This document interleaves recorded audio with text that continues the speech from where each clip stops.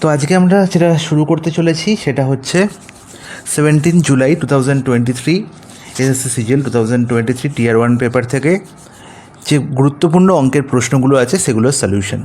আচ্ছা, fourth shift আজকে আমরা সলভ করবো। এর আগে যে টোটাল 3টে প্লাস 4টে 7টা শিফটের প্রশ্ন আমরা সলভ করে ফেলেছি। তো যারা এখনও দেখোনি তারা ভিডিওগুলো দেখো, এবং এগুলো খুবই হেল্পফুল, আমি এটুকু তোমাদের গ্যারেন্টি দিয়ে বলতে পারি। আচ্ছা, প্রথম যে প্রশ্নটা আমি দেখতে পাচ্ছি, সেই প্রশ্নটার মধ্যে আমি দেখতে পাচ্ছি যে আলটিমেটের মধ্যে কিছুই নেই। হ্যাঁ কি না? প্রথম প্রশ্নটার মধ্যে আলটিমেট আমাদের কিছুই নেই। কি আছে না, খালি বদমাস রুল আছে। বদমাস রুল তোমাদের শিখিয়ে আমি আলটিমেট মাথায় ঢুকিয়ে দিয়েছি। যে বদমাস রুলের মধ্যে ফার্স্টে এটা হয় সেটা হচ্ছে ব্র্যাকেটের কাজ হয়, তাই তো? ফার্স্ট যেটা কাজ হয় সেটা কিসের কাজ হয়? ব্র্যাকেটের কাজ হয়। তারপর অফের কাজ হয়, তারপর ডিভিশনের কাজ হয়, তারপর মাল্টিপ্লিকেশনের কাজ হয়, তারপর অ্যাডিশনের কাজ হয়, তারপর সাবট্রাকশনের কাজ হয়। তাহলে সেই রুল ফলো করেই আমি এখানে করে ফেলবো। তাহলে ব্র্যাকেটের কাজের মধ্যে আগে ফার্স্ট ব্র্যাকেট, তাই তো? তারপর সেকেন্ড, তারপর থার্ড। তাহলে দেখি ফার্স্ট ব্র্যাকেটের মধ্যে কোথায় আছে। এখানে দেখতে পাচ্ছি ফার্স্ট ব্র্যাকেট আছে। তাহলে 6 - 3 কত হবে? 3 হবে। 3 × 5 15 হবে। তাহলে এখানে আলটিমেট 15 পেয়ে গেলাম। আচ্ছা, এখানে ফার্স্ট ব্র্যাকেটের মধ্যে কী আছে না, 6 of 2 - 4। তাহলে অফের কাজ আগে করবো। তাহলে 6 × 12 - 4 মানে 8 হয়ে গেল। তাহলে আলটিমেট ফার্স্ট ব্র্যাকেট সেকেন্ড ব্র্যাকেটের কাজ একসঙ্গে হয়ে গেল। তাহলে 8 × 15, আর বাইরে এখানে কী ছিল? 18 ভাগ ছিল। তাহলে 18 ভাগ 8 × 15। তারপর আমি জানি যে ডিভিশনের কাজ আগে হয়, তারপর মাল্টিপ্লিকেশন। তাহলে আমি এটাকে কীরমভাবে লিখবো না, 18/8 × 15। 18/8 × 15, ব্যাস। আর কিছু নয়, 2 দিয়ে কাটাকুটি যাচ্ছে, 2 × 8, এখানে হচ্ছে 2 × 9 18, আর 15 9 কত হয়? 135। 135/4 হয়ে যাবে আমার কারেক্ট আনসার। চলো নেক্সট অঙ্ক। আচ্ছা, এই যে অঙ্কটা দেখছি, এই অঙ্কটি হচ্ছে খুবই একটি গুরুত্বপূর্ণ অঙ্ক, এবং এই প্যাটার্নটা কিন্তু পরীক্ষায় খুব ফলো করছে এখন যে কোনো এক্সামের জন্য।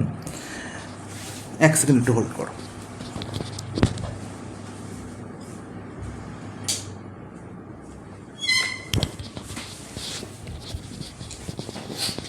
তো এই প্যাটার্নের আমি আগের পেপারগুলোতেও অনেক প্রশ্ন তোমাদের সলভ করিয়েছি।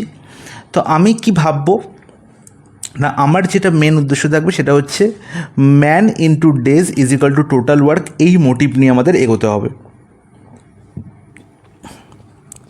আর যেখানে ম্যান, যেখানে এমকে ডিনোট করছে না, এম ডিনোট করছে এফিসিয়েন্সি অফ এ পার্সন, ঠিক আছে? যেখানে ম্যান মানে কোনো পুরুষ নয় বা কোনো নারী নয়, ঠিক আছে, কোনো মহিলা নয়। যেখানে ম্যান এম ডিনোট করছে কি? এফিসিয়েন্সি অফ এ পার্সন, এটুকু আমার মাথায় রাখতে হবে। তাহলে 15 মেন অ্যান্ড 21 ওমেন। তাহলে 15 মেন তাদের এফিসিয়েন্সি নিয়ে কাজ করছে, 21 ওমেন তাদের এফিসিয়েন্সি নিয়ে কাজ করছে। তারা পুরো কাজটা 56 দিনে করতে পারছে। তাহলে আমি কী লিখবো না, 15 মেন প্লাস 21 ওমেন ইন্টু 56। তাহলে এই যেটা করলাম সেটা হচ্ছে টোটাল ওয়ার্ক নির্ণয় করলাম। তারা 56 দিনে যে টোটাল কাজটি করছে, আর সেই কাজটি করছে 12 জন পুরুষ, 12 মেন এবং 24 women in how many days না, 64 ডেজ। আশা করি প্রত্যেকে বুঝতে পেরেছে। তাহলে both side what we have done না, আমরা কী করেছি না, আমরা টোটাল ওয়ার্ককে ইকুয়াল করেছি। এই যে টোটাল ওয়ার্ক, আর এখান থেকে কাটাকুটি করলে আমি দেখতে পাচ্ছি 8 দিয়ে পরিষ্কার কাটছে, 8 সাথে 56, 8 8 64। এবার বাকি যে কাজটা এখান থেকে করতে হবে সেটা হচ্ছে আমাদের মাইন্ড ওয়ার্ক, মাইন্ডে ক্যালকুলেশন করতে হবে। দেখো 7 × 15 গুণ করলে কত হয়? 105। তাহলে 105 মেনের দিকে হচ্ছে, এখানে হচ্ছে 8 × 12 96। তাহলে 105 - 96, 105 - 96 করলে কত পাবো? 105 - 96 করলে কত পাবো না, ওদিকে পাচ্ছি 6, এদিকে পাচ্ছি 5, মানে 11, মানে 11 মেন, তাই তো? 96 4 না, সরি 9 মেন, সরি কত পাচ্ছি? 9 মেন। আর এখানে দেখতে পাচ্ছি 7 × 21, 7 × 21 করলে কত পাবো না, 7 × 7 7 × 14, 147 ওমেন। আর এখানে পাচ্ছি 8 × 24, 8 × 24 করলে কত পাবো? কে বলতে পারবে 8 × 24 করলে কত হয়? 192। আর 192 থেকে আমি কত বিয়োগ করব? 192 মাইনাস কত না, 147। তাহলে 192 - 147 ওমেন। তাহলে আলটিমেট ম্যান বাই ওমেন, এই যে পার্টটা আমি করছি, man by women, man by women মানে কিছুই নয়, ম্যানের এফিসিয়েন্সি এবং ওমেনের এফিসিয়েন্সির রেশিও নির্ণয় করছি। রেশিও কত বেরোচ্ছে এখানে, 192 মাইনাস 147, দ্যাট ইজ 45, আর 45/9 দ্যাট ইজ 5/1। তার মানে একজন পুরুষের এফিসিয়েন্সি 5 হলে একজন মহিলার এফিসিয়েন্সি হবে 1। ঠিক আছে, তার মানে এবার যেখানে যেখানে ম্যান আছে সেখানে সেখানে আমি 5 গুণ করব, আর যেখানে যেখানে ওমেন আছে সেখানে আমি 1 গুণ করব। তাহলে এখন আর ম্যান আর ওমেন আমার কোনো গল্প নেই, আমার শুধু ম্যানের এফিসিয়েন্সি 5 লিখতে পারি আর ওমেন এফিসিয়েন্সি 1 লিখতে পারি। তাহলে যে কোনো এক জায়গায় তুমি ম্যানের এফিসিয়েন্সি বা ওমেনের এফিসিয়েন্সি পুট করে দাও। আমি ফার্স্টের জায়গাতেই করছি, তাহলে এখানে ম্যানের জায়গায় আমি কী লিখতে পারি না, ইন্টু 5। তাহলে 15 ইন্টু 5 দ্যাট ইজ 75 এফিসিয়েন্সি, আর 21 ইন্টু 1 মানে 21 এফিসিয়েন্সি। তাহলে 75 এখানে আর এখানে 21, তাহলে আলটিমেট কত হচ্ছে না, আলটিমেট হচ্ছে আমার 96। তাহলে এই 96 এফিসিয়েন্সি নিয়ে যারা কাজ করেছিল কতদিন না, 56 দিন।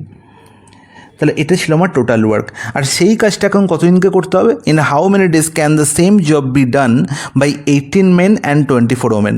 তাহলে 18 মেনকে আমি কত এফিসিয়েন্সি লিখবো, 18 ইন্টু কত, 18 ইন্টু 5, 5 এরকম কত হয় 90, আর 90 প্লাস 24 ইন্টু 1 মানে 24, তাহলে 90 প্লাস 24 মানে হচ্ছে 114। তাহলে 96 ইন্টু 56 ছিল টোটাল ওয়ার্ক। আর এই টোটাল ওয়ার্ক করতে হচ্ছে এখন, এই টোটাল ওয়ার্ক কতজনকে করতে হচ্ছে, কত এফিসিয়েন্সিতে করতে হচ্ছে না, 114 এফিসিয়েন্সিতে। তাহলে কত সময় লাগবে, 96 ইন্টু 56/114 হয়ে যাবে আমার কি total time taken by 18 men and 24 women. তাহলে এবার দেখো কাটাকুটি যাচ্ছে, বলবে হ্যাঁ দাদা অবশ্যই যাচ্ছে। কত দিয়ে যাচ্ছে দেখি কত দিয়ে যাচ্ছে, 19 দিয়ে অবশ্যই যাচ্ছে এমন হচ্ছে না, 19 দিয়ে যাচ্ছে না, আমি দেখতে পাচ্ছি এখানে 2 দিয়ে যাচ্ছে, 2 5 57, এখানে হচ্ছে 48, আচ্ছা 3 দিয়ে 6 দিয়ে যাচ্ছিলো তাই তো, তাহলে আলটিমেট 57 3 দিয়ে যাচ্ছে মানে 19, আর এখানে হচ্ছে 16। তাহলে 16 ইন্টু 56/19, এরপরে কি না, এরপরে আমার দেখতে হবে ইউনিট ডিজিট।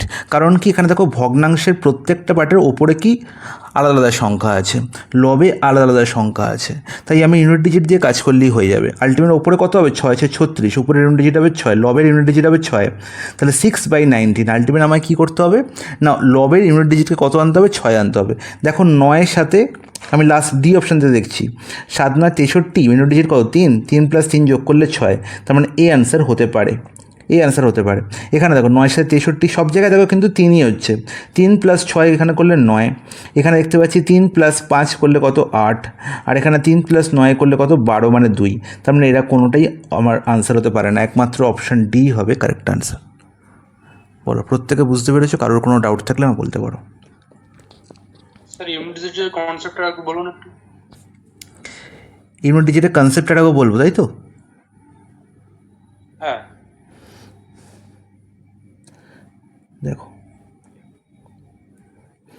আমার আনসার কি আসছিল 16 ইন্টু 56/19, 16 ইন্টু 56/19। তাহলে এটি একটি কী ধরনের ভগ্নাংশ, অপ্রকৃত ভগ্নাংশ, যার কি লব বড় হরের থেকে, তার মানে এটাকে মিশ্র ভগ্নাংশে পরিণত করতে হবে, কারণ আমাকে মিশ্র ভগ্নাংশে আনসার দেওয়া আছে তাই তো। তাহলে মিশ্র ভগ্নাংশগুলোকে যদি আমি অপ্রকৃত ভগ্নাংশে পরিণত করি তাহলে আমার ইউনিট ডিজিট কী আসতে হবে না, দেখো এখানে কত আসছে 16 ইন্টু 56, 6 আর 6 গুণ করলে সবসময় 6ই হয়, তার মানে ওপরে অপ্রকৃত ভগ্নাংশের যে ইউনিট ডিজিট হবে সেটা হবে 6, তার মানে আলটিমেট 6-এর পাশে সামথিং কিছু একটা আছে, /19 হবে আমার আনসার। তাহলে এই প্রত্যেকটা মিশ্র ভগ্নাংশকে যদি আমি অপ্রকৃত ভগ্নাংশে পরিণত করি তাহলে যে অপ্রকৃত ভগ্নাংশের লবের ইউনিট ডিজিট 6 সেই হবে আমার আনসার তাই তো। তাহলে এবার দেখো প্রত্যেকটা অপ্রকৃত ভগ্নাংশ যদি মিশ্র ভগ্নাংশ যদি অপ্রকৃত ভগ্নাংশে আমি পরিণত করতে যাই তাহলে প্রত্যেকটারই 47 ইন্টু 19 প্লাস লব, তাহলে 47 ইন্টু 19 সব কটায় আছে, তাহলে 47 ইন্টু 19 করলে কত হয় না, ইউনিট ডিজিট কত দেয় 3 দেয়, তাহলে 3-এর সঙ্গে ফার্স্ট অপশানে দেখতে পাচ্ছি 6 যোগ করলে দিচ্ছে 9, তার মানে উপরে অপ্রকৃত ভগ্নাংশে পরিণত করার সময় লবের ইউনিট ডিজিট কত হবে 9 হবে, লবের ইউনিট ডিজিট কত হবে 9 হবে, কিন্তু লবের ইউনিট ডিজিট চাই কত 6, তার মানে এ আনসার হতে পারে না। সিমিলারলি এখানেও 7 9 63, 3 + 5, লবের ইউনিট ডিজিট কত হচ্ছে 8, তার মানে এও আনসার হতে পারে না। সিমিলারলি দেখো 9 7 63 প্লাস 9, তার মানে ইউনিট ডিজিট কত হচ্ছে 2, তার মানে এও আনসার হতে পারে না। এখানে 3 + 3 করলে কত হচ্ছে 6, তার মানে এই হবে কারেক্ট আনসার। এবার বোঝা গেছে? থ্যাংক ইউ স্যার, বুঝেছি। চলো, আর একটা খুবই দারুণ অঙ্ক, এমন এমন অঙ্ক আছে না এই প্রশ্নটায় মাথা পাগল হয়ে যাবে পরীক্ষা হলো দেখলে। ঠিক আছে, চারদিকে ধোঁয়া দেখবে। দেখো, during a division Pranjal mistakenly took as the dividend a number that was 10% more than the original dividend. আচ্ছা, প্রত্যেকে জানো তো? প্রত্যেকে জানো ভাগ করতে? তুমি কি ভাগ করতে প্রত্যেকে জানো বলো? তাহলে আমরা এখানে যাকে লিখি সে হচ্ছে কি ডিভিডেন্ড, আর এখানে যে থাকে সে হচ্ছে ডিভাইজার, এখানে যে থাকে সে হচ্ছে কোসেন্ট, আর এখানে যে থাকে সে হচ্ছে রিমাইন্ডার। প্রত্যেকে জানো বাংলায় কি বলে থাকি? এ হচ্ছে ভাজ্য, এ হচ্ছে ভাজক, এ হচ্ছে ভাগফল, আর এ হচ্ছে ভাগশেষ।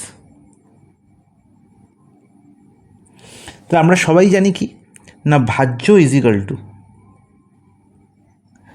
ভাজক গুণ ভাগফল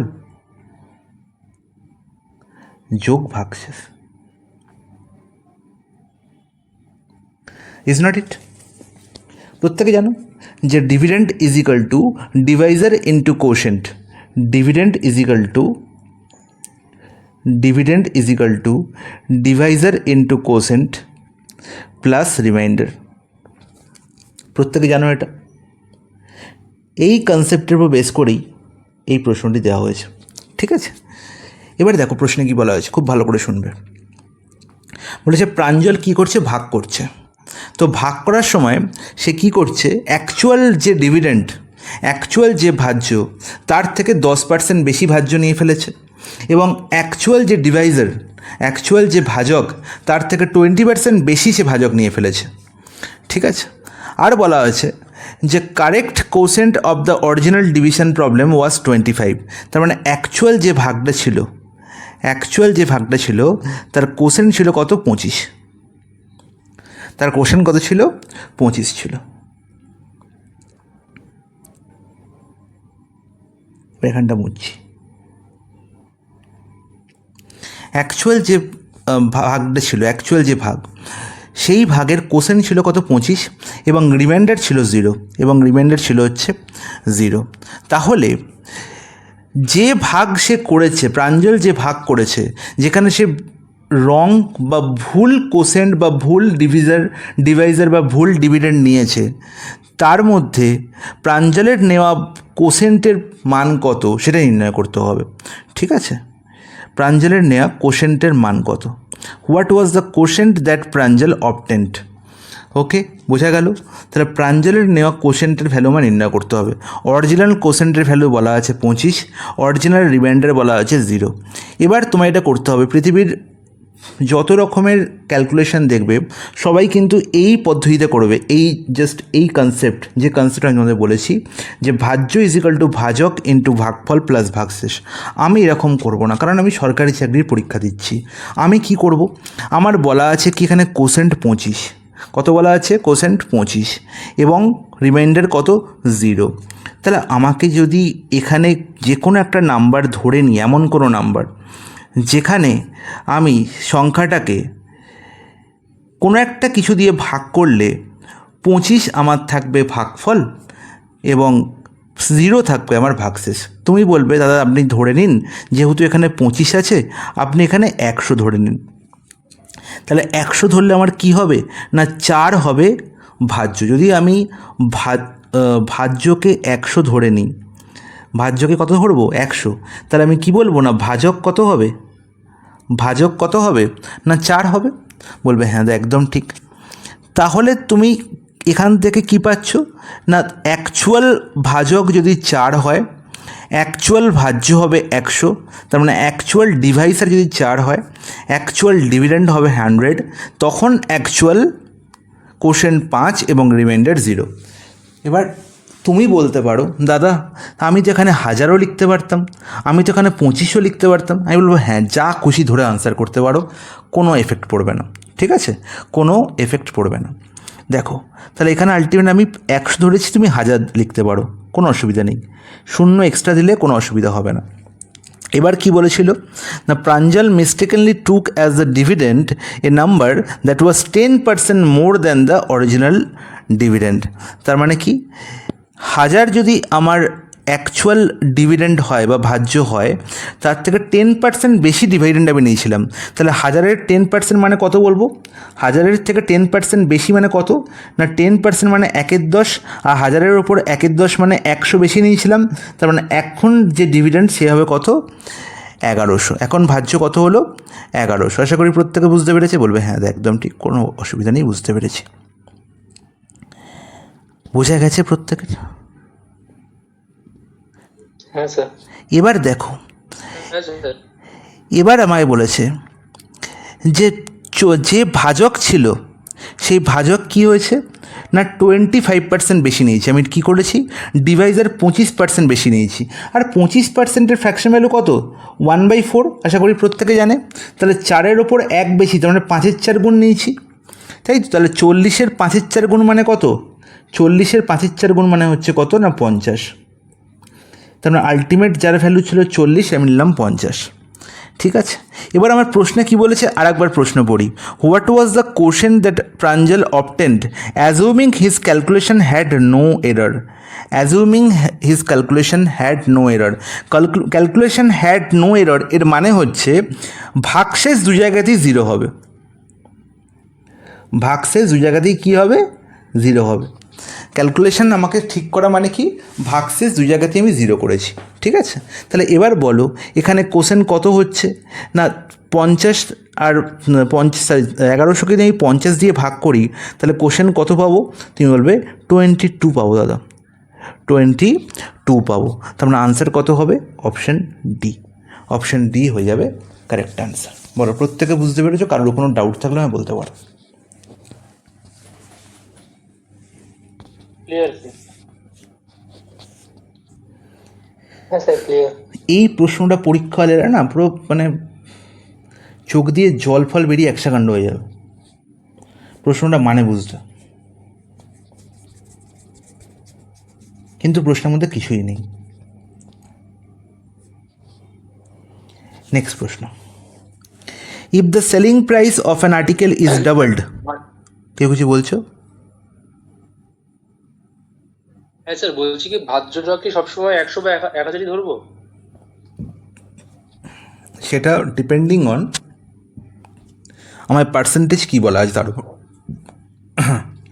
যেহেতু এখানে 10% আর 25% বলা আছে, হুইচের মাল্টিপল অফ 5, যেহেতু 5-এর মাল্টিপল, তাই জন্য আমি 1000 বা 40 ধরেছি।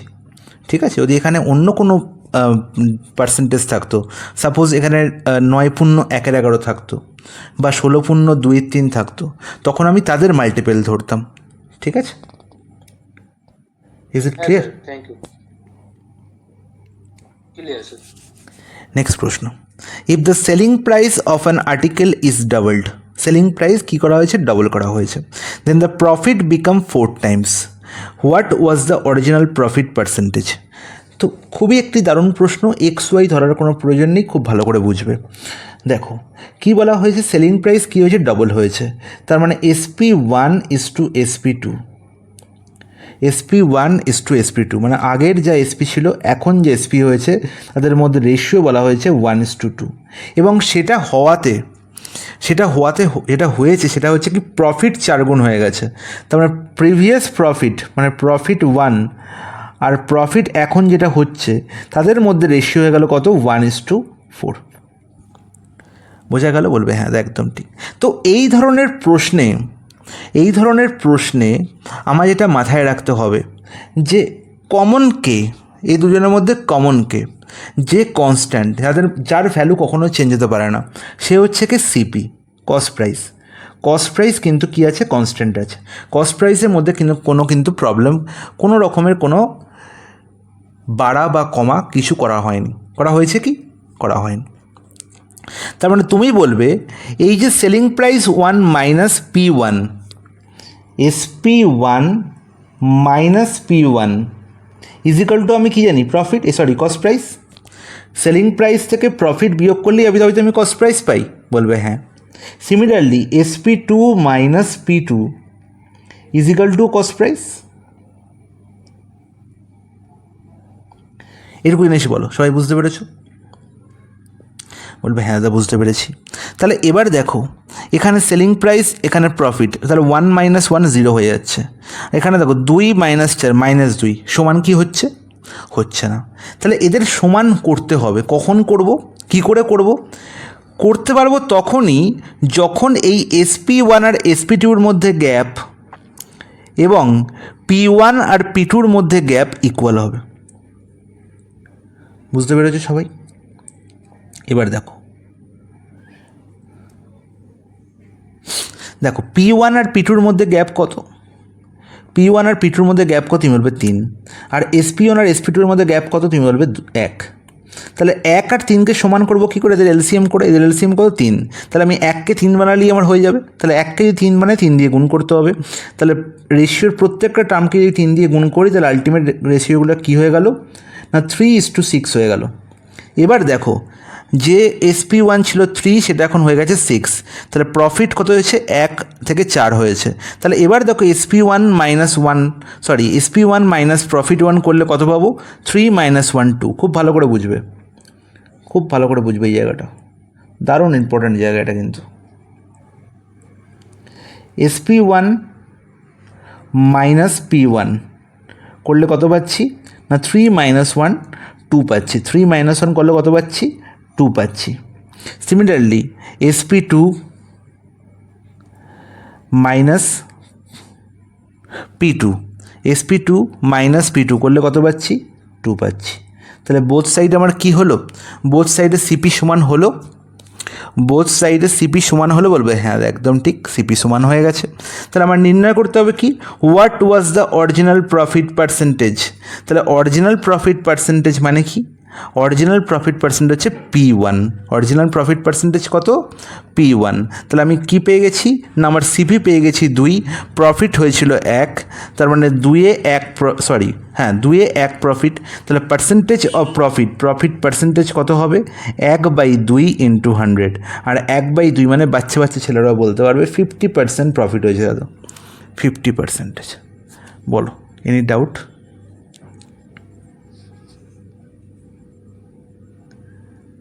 Any doubt guys?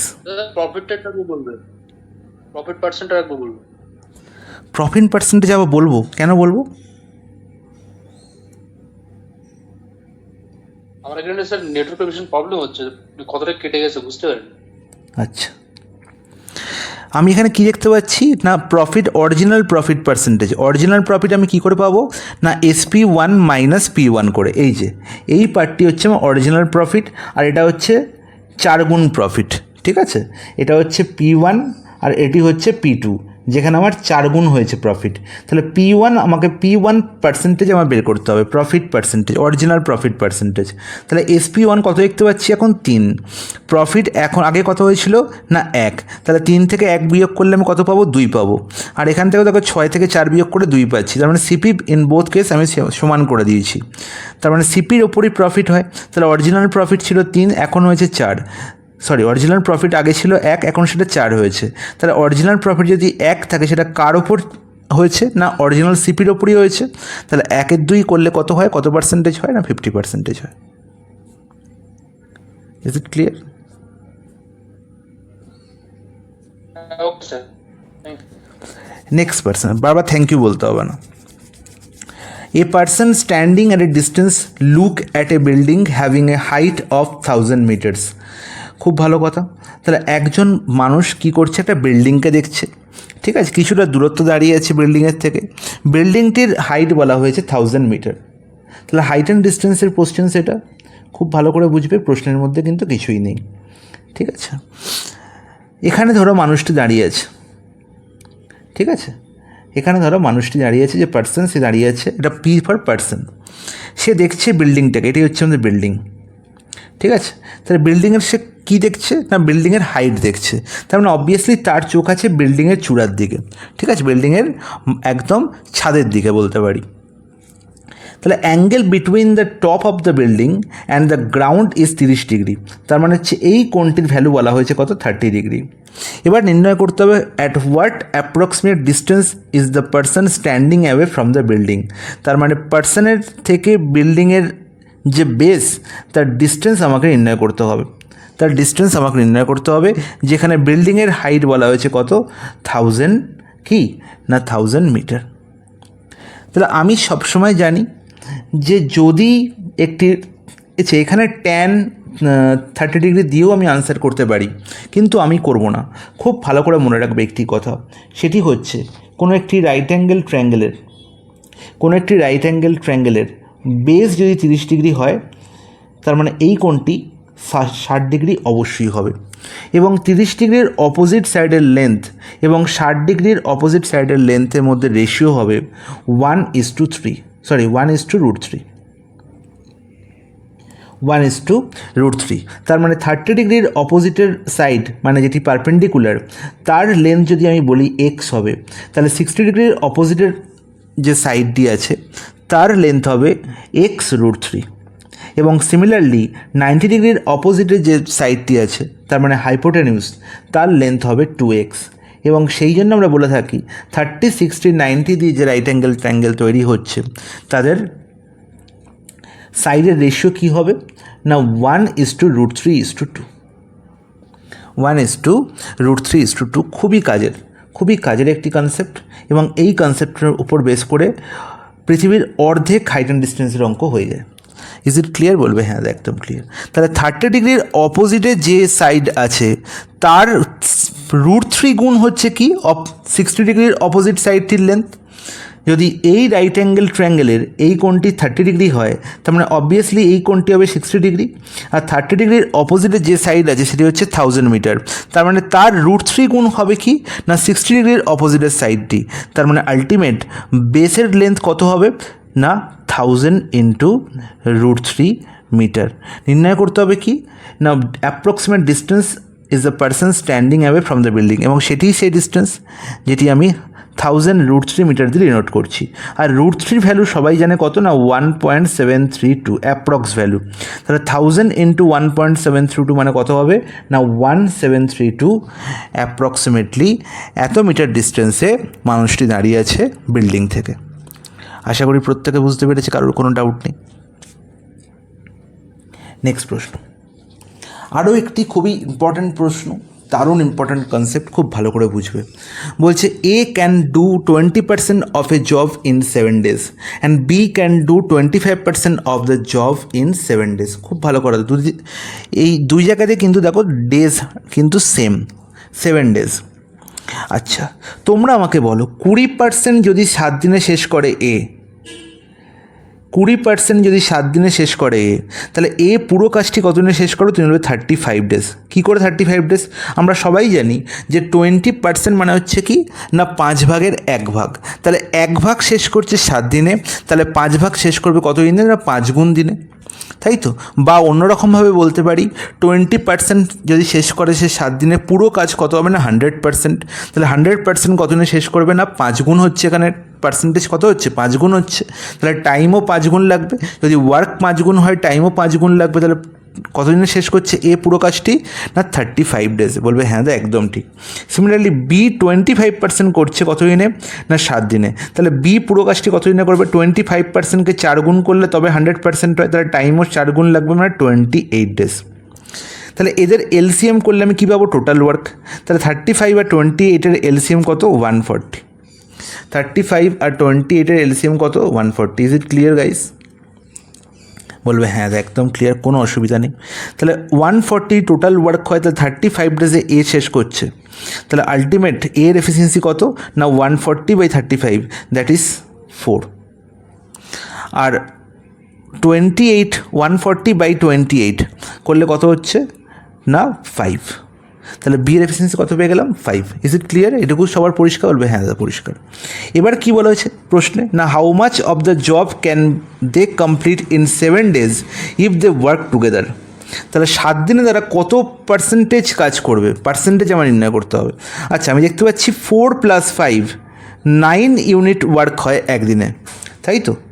9 unit work হচ্ছে ইন 1 day, একদিনে। তাহলে 140 হচ্ছে আমার কি?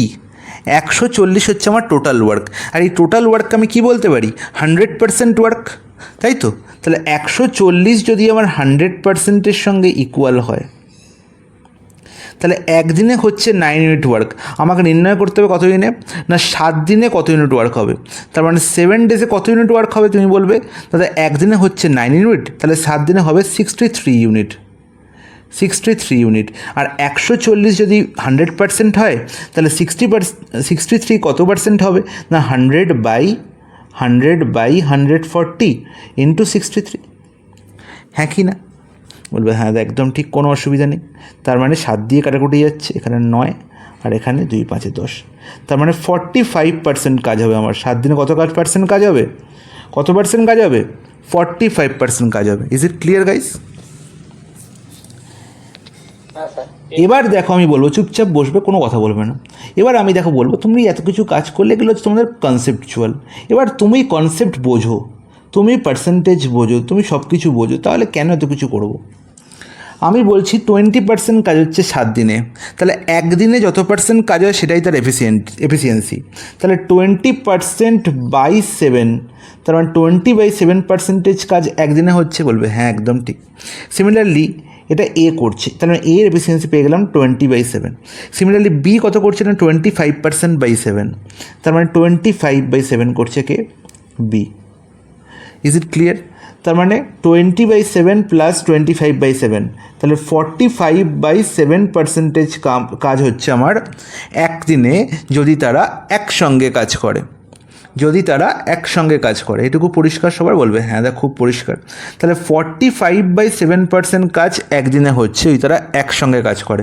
7 দিন করতে হবে, তাহলে ইন্টু 7 করে দাও, কাজ শেষ। তার মানে 45% কাজ হবে 7 দিনে যদি তারা একসঙ্গে করে। অপশান ডি হয়ে যাবে কারেক্ট আনসার। বলো কতক্ষণ টাইম লাগো, হার্ডলি 2 সেকেন্ড, এর বেশি তো নয়।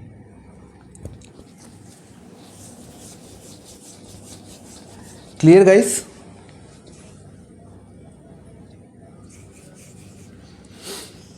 প্রত্যেকে ক্লিয়ার?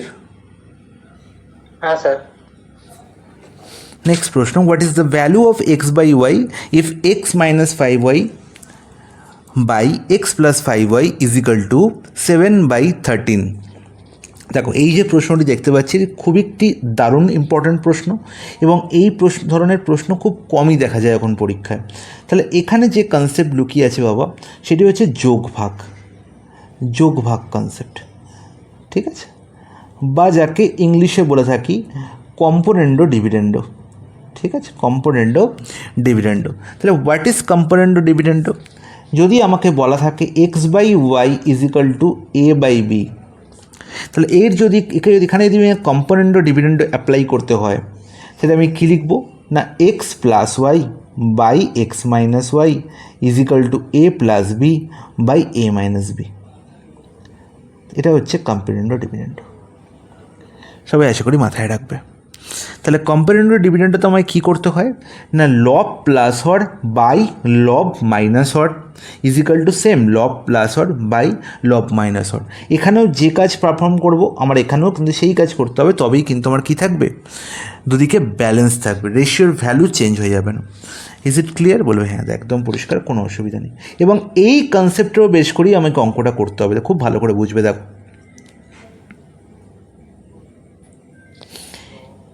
x - 5y, তাহলে লব আছে কি x - 5y, হর কত আছে x + 5y। তাহলে আমি কি বলেছি লব প্লাস হর, তার মানে x - 5y plus x + 5y, এটা হলো লব প্লাস হর বাই লব মাইনাস হর। তাহলে লব মাইনাস হর লিখলে আমি কী লিখব না x - 5y ছিল আমার লব মাইনাস x - 5y। খুব ভালো করে বুঝতে হবে এটা, প্রথমেই কিন্তু ভগ্নাংশটা পুরো লিখে নিলে হবে না, আমায় টার্গেট করতে হবে লবের দিকে। লব কে আছে, নিউমিনেটর কে আছে না x - 5y, তাহলে x - 5y plus x + 5y লব প্লাস হর, লব মাইনাস হর কত না x - 5y minus x - 5y। ওকে, নাও এখানেও কিন্তু সেম কাজ পারফর্ম করতে হবে, 7 + 13 লব প্লাস হর, লব মাইনাস হর করলে 7 - 13, ব্যাস অঙ্ক শেষ, আর কিছু নেই। -5y + 5y ক্যান্সেল আউট হয়ে গেল, +x -x ক্যান্সেল আউট হয়ে গেল। আর এই পার্টটা তোমরা মুখোমুখি করতে পারবে। এই পার্টটা একবার তুমি যোগ ভাগ বুঝে গেলে তোমাদের আর কিন্তু এই কাজটা বারবার করতে হবে না, ঠিক আছে? তাহলে আলটিমেট ওপরে কী পাচ্ছি 2x, আচ্ছা নিচে কী পাচ্ছি না -10y। আচ্ছা দেখো এই যে 2 পার্টটা না, এই 2 পার্টটা এমনি ক্যান্সেল আউট হয়ে যায়, ওপরেও তুমি দুগুণ পাবে, নিচেও তুমি দুগুণ পাবে। তা 2কে তুমি ক্যান্সেল আউট এমনি করে দিতে পারবে। তাহলে x + x 2x জায়গায় তুমি কি লিখবে x, আর -5y -5y -10yকে তুমি কি লিখবে না -5y, ঠিক আছে? আর এদিকে কত লিখছো 7 + 30 20, আর এখানে কত লিখছো না 7 - 13 কত হবে 7 - 13 না -6, তাই তো? তাহলে মাইনাস মাইনাস ক্যান্সেল আউট হয়ে গেল। তাহলে আলটিমেট কী পড়ে রইলো না আমার নির্ণয় করতে হবে x/y। তাহলে x/y কত হবে না 20 × 5/6 মানে হচ্ছে 50/3। আর এই যে আমি বললাম 2কে ক্যান্সেল আউট করে নেবো, সেটা এদিক থেকেও করে নিতে পারতাম একবারে, ঠিক আছে? আমি এখানে 10/6 না লিখে একবারে 10/3 লিখতাম, ঠিক আছে? 10/-3, 10/-3 ক্যান্সেল আউট হয়ে গেলো। তাহলে আমার আলটিমেট কী লিখবো না x/y = 50/3। এই পার্টটা আমাকে করতেই হবে না, ঠিক আছে? x/y = কত 50/3। তাহলে এই ধরনের প্রশ্নের আনসার তোমরা কী করবে না ওরালি করে নিতে পারবে যদি তোমরা প্যাটার্ন বোঝো। আর সেম যোগ ভাগ, এই যোগ ভাগের অপোজিট হচ্ছে ভাগযোগ, ঠিক আছে? তাহলে ভাগযোগ জিনিসটি কি না সেম ওয়ার্ক পারফর্ম তুমি এখানেও করতে পারতে। ভাগযোগ মানে হচ্ছে আগে বিয়োগ তারপরে যোগ, আগে বিয়োগ তারপরে যোগ। তোমায় বলে রাখলাম, বাকি পার্টটা আমরা নেক্সট টাইপের এরকম অঙ্ক থাকলে অবশ্যই শেখাবো, ঠিক আছে? তা যোগ সরি গাইস, ভাগযোগের অপোজিট হচ্ছে কি যোগ ভাগের অপোজিট হচ্ছে কি ভাগযোগ, ঠিক আছে? মাথায় থাকে জানো এটা, বা এটাকে ইংলিশে বলে থাকে ডিভিডেন্ডো কম্পোনেন্টো। নেক্সট প্রশ্ন। আচ্ছা আমি সাধারণত ডিআই এর প্রশ্নকে ইনক্লুড করি না, তবে আজকে ডিআই এর প্রশ্ন ইনক্লুড করলাম। এর কারণ হচ্ছে কিছু ধরনের ডিআই এর প্রশ্ন থাকবে যেগুলো তোমরা দেখেই করতে পারবে, ঠিক আছে? প্রশ্নে বলা হচ্ছে the following table shows the scores of 3 attempts of archery players in a tournament, ঠিক আছে? তাহলে একজন ধনুর্বিদকে কী বলা হচ্ছে 3বার অ্যাটেম্প করতে বলা হচ্ছে, 3বার সে ডিফারেন্ট স্কোর করছে এবং তারই ডেটা এই টেবিলের মধ্যে শো করা হয়েছে, okay? The player scoring the highest score was declared the best player. খুব ভালো কথা, সবসময় এটাই হয়। Who was the best player, তাহলে বেস্ট প্লেয়ারকে সেটা নির্ণয় করতে হবে। তাহলে যার ওভারঅল 3টে অ্যাটেম্পটেই সবচেয়ে বেশি কোর থাকবে সেই হবে বেস্ট প্লেয়ার, ইজন্ট ইট? বলবে হ্যাঁ একদম তাই। তাহলে আমি দেখবো এখানে কি না এই সবকটি যে স্কোর দেওয়া হয় যে 3টে অ্যাটেম্পটে, এই 3টে অ্যাটেম্পটের সাম করে সবথেকে বেশি কোথায় হয়। তাহলে আমার যেটা লক্ষ্য থাকবে সেগুলো থাকবে বেসের দিকে লক্ষ্য থাকবে। বেস মানে কি 62.50, তার মানে এটাকে আমি ধরতে পারি এখানে বেস কি 60, তাহলে এখানেও 60, এখানে 65, এখানে 64, ঠিক আছে? বা 60 না ধরে তুমি 62ও ধরতে পারো।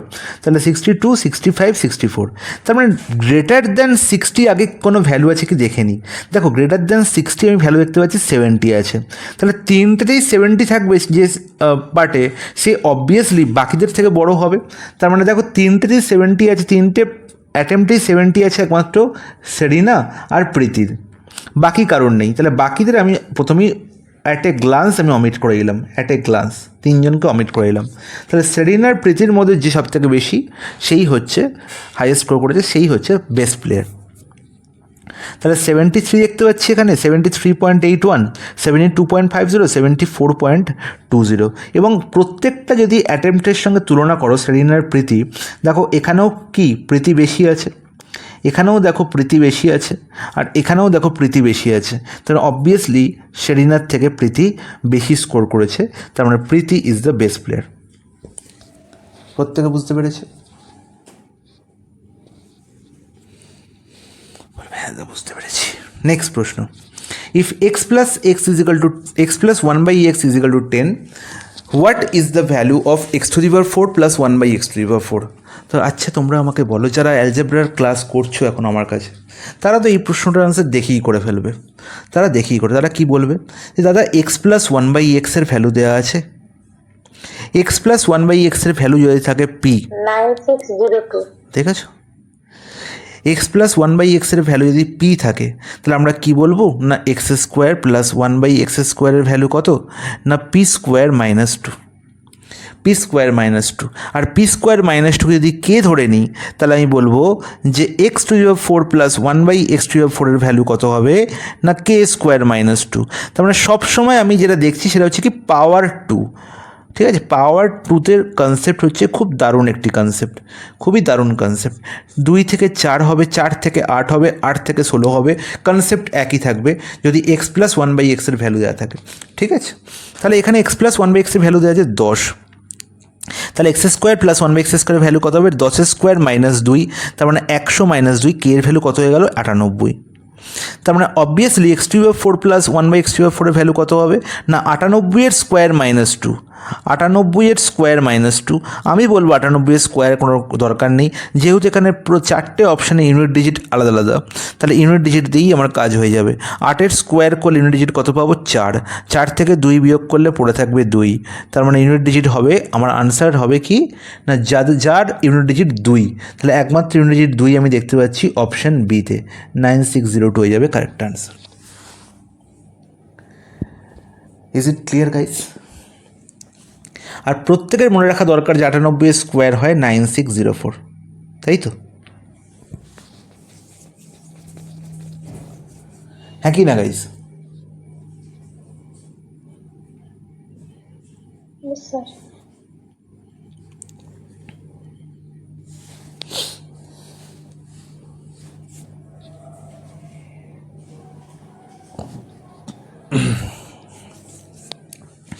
নেক্সট প্রশ্ন, এ dealer marks is goods at 20% above the cost price and allows A discount of 15% on the mark price.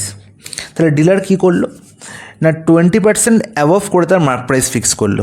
তার মানে যদি আমার সিপি 100 হয় তাহলে আমি মার্ক প্রাইস কত বলবো না 120। তাই সবসময় যে আমাকে পার্সেন্টেজ থেকে ফ্র্যাকশনে ট্রান্সফার করে অঙ্ক করতে হবে তার কোনো মানে নেই। যেখানে দেখবো ডাইরেক্ট আমি 100 গুণিতক পাচ্ছি সেখানে আমি 100 দিয়েই কাজ করব। ঠিক আছে, সবসময় আমার পার্সেন্টেজ থেকে ফ্র্যাকশন করতে হবে তার কোনো মানে নেই।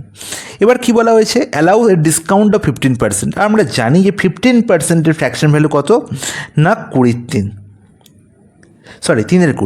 15%-এর ফ্র্যাকশন ভ্যালু কত 3 তার মানে 20 যদি আমার মার্ক প্রাইস হয় তাহলে আমি ডিসকাউন্ট দিচ্ছি 3, তাহলে বিক্রি করছি কতয় না 20 মাইনাস 3 17-তে। এইটি হচ্ছে খুব ভালো করে একটা বোঝার জিনিস যে যদি আমার মার্ক প্রাইস 20 হয় তাহলে আমি বিক্রি করছি কতয় 17-তে, তাহলে আলটিমেট আমি এসপি কত পাবো না 20-র ভ্যালু এখানে বলা হয়েছে কত 120, 20-র ভ্যালু বলা হয়েছে 120, কত গুণ 6 গুণ, তাহলে 17 ইন্টু 6 করলে কত হবে 102। তার মানে আলটিমেট 102-এ আমি বিক্রি করছি। কত বিক্রি করছি 102-এ আমি বিক্রি করছি। যে জিনিসটা 120 ছিল মার্ক প্রাইস সেটা আমি বিক্রি করলাম 102, আর সেই জিনিসটার কস্ট প্রাইস কত ছিল 100। তার মানে আলটিমেট কত আমার প্রফিট হলো না 2, কতই প্রফিট 100-এ প্রফিট, তার মানে 2% প্রফিট হয়েছে আমার, অপশন সি হয়ে যাবে correct answer. Is it clear guys? হ্যাঁ sir. Next question. A 6-digit number is divisible by 33. If 54 is added to the number, then the new number formed will be divisible by. একটা 6 অঙ্কের সংখ্যা 33 দিয়ে পুরোপুরি ভাগ যায়। একটি 6 অঙ্কের সংখ্যা 33 দিয়ে পুরোপুরি ভাগ যায়। 6 অঙ্কের সংখ্যা যা খুশি হতে পারে, x x x x x x, 6 অঙ্কের সংখ্যার প্রত্যেকটা ডিজিট সমান হতে পারে।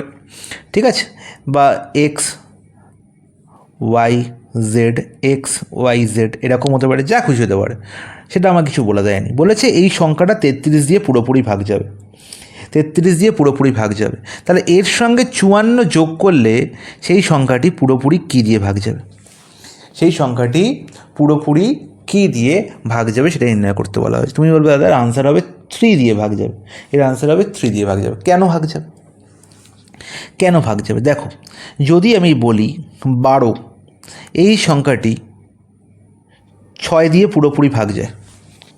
ঠিক আছে, তাহলে 12-র সঙ্গে যদি আমি 3 যোগ করি, 12-র সঙ্গে যদি আমি 3 যোগ করি তাহলে কি সেই সংখ্যাটা 6 দিয়ে পুরোপুরি ভাগ যায় না, কিন্তু এর ফ্যাক্টর দিয়ে তো ভাগ যেতেই পারে। কারণ কি দেখো এখানে 12-র মধ্যে লুকিয়ে আছে কি 3, 3-এর মধ্যেও 3 লুকিয়ে আছে, তাহলে 6-এর মধ্যে কি লুকিয়ে আছে 3, তার মানে অবশ্যই 6-এর যে ফ্যাক্টর 3 সেই দিয়েও 12কেও ভাগ যাচ্ছে, 3কেও ভাগ যাচ্ছে, তার মানে অবশ্যই 12 + 3 15কেও ভাগ যাবে। Is it clear? তাই অঙ্কটার মধ্যে আলটিমেট আমাকে এটাই দেখতে হতো যে 33-এর ফ্যাক্টর কী। 33-এর ফ্যাক্টর হচ্ছে 11 × 3, প্রাইম ফ্যাক্টর অবশ্যই। ঠিক আছে, 33কে যদি প্রাইম ফ্যাক্টরাইজেশন মেথডে আমি ভাঙি তাহলে কী কী ফ্যাক্টর এখান থেকে পাবো না, এখান থেকে আমি 3 পাবো একটি প্রাইম নাম্বার এবং 11 একটি মৌলিক সংখ্যা পাবো। তাহলে এদের গুণফল আকারে আমি 33কে লিখতে পারি। তাহলে তুমি বলবে যে সংখ্যাটি অবশ্যই 33 দিয়ে ভাগ যাওয়া মানে 3 দিয়েও ভাগ যাবে, 11 দিয়েও ভাগ যাবে। তাহলে এর সঙ্গে 54 যোগ করি, তাহলে 54 কী দিয়ে ভাগ যায় সেটা দেখতে হবে। 3 দিয়ে ভাগ যাচ্ছে না 11 দিয়ে ভাগ যাচ্ছে?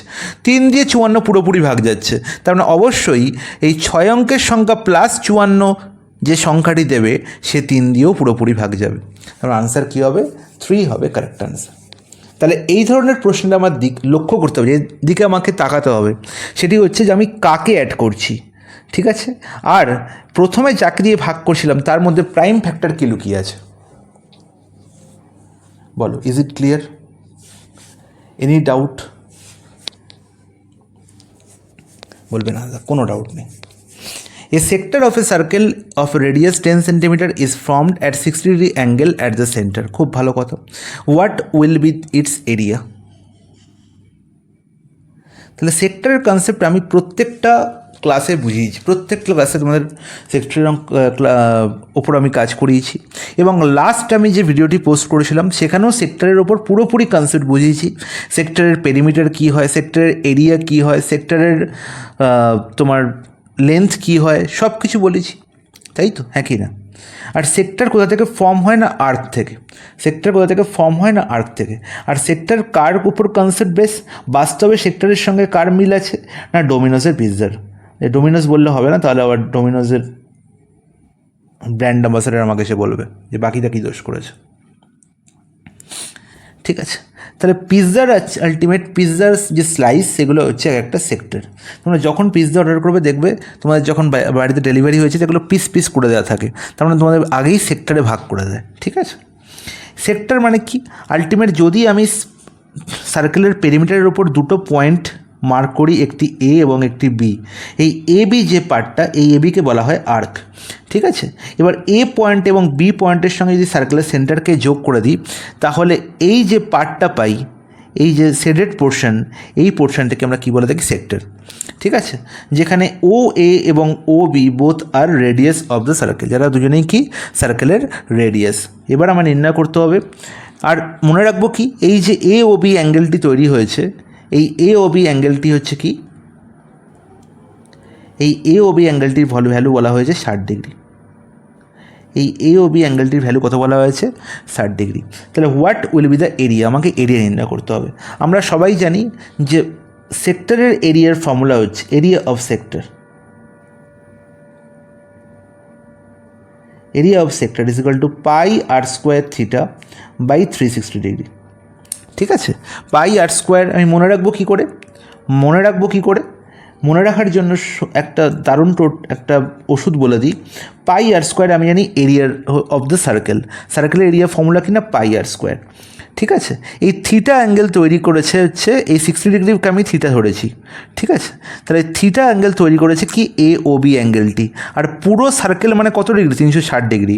তাহলে 360°র মধ্যে খালি থিটা পার্টের আমাকে ভ্যালু বের করতে হবে। খালি 360°র মধ্যে আমাকে থিটা পার্টের ভ্যালু বের করতে হবে। তাই জন্য পাই r square into theta by 360। আর এখানে থিটার ভ্যালু কত বলা হয়েছে না 60°। তাহলে 60 বাই 360 করলে কত হবে? 1/6। তার মানে পাই আর স্কোয়ার বাই 6 হয়ে যাবে আলটিমেট এখানে সেক্টরটির area. Pi r square by 6 হয়ে যাবে সেক্টরের এরিয়া। তাহলে এখানে দেখো আর এর ভ্যালু বলা আছে, এই সেক্টর সার্কেলের রেডিয়াস 10 বলা আছে, আর এর ভ্যালু 10। আর এর ভ্যালু কত বলা আছে? 10। তার মানে পাই এর ভ্যালু কত লিখবো না 3.14 এখানে বলাই আছে। 3.14 এখানে বলাই আছে। তাহলে 3.14 আর স্কোয়ার হচ্ছে 10, তার মানে হচ্ছে 100/6, মানে 314/6। 314/6 করলে কত হবে?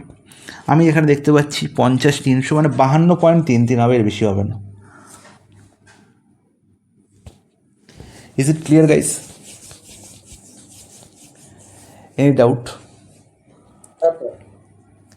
কারোর কোনো ডাউট থাকার কথা না। চলো নেক্সট প্রশ্ন। A spherical ball of lead 3 cm in diameter is melted and recast into, এটা 2 হবে না, এটা 3 হবে। 3 স্ফেরিক্যাল বলস, ঠিক আছে। কি করা হয়েছে? একটা স্ফেরিক্যাল বড় বল থেকে, ঠিক আছে, একটা বড় বল থেকে কী করা হয়েছে? 3টে ছোট ছোট বল তৈরি করা হয়েছে। একটা স্ফেরিক্যাল বলকে গলিয়ে 3টে ছোট ছোট স্ফেরিক্যাল বল তৈরি করা হয়েছে। The diameter of 2 of this বলস আর 3/2 অ্যান্ড 2 সেন্টিমিটার।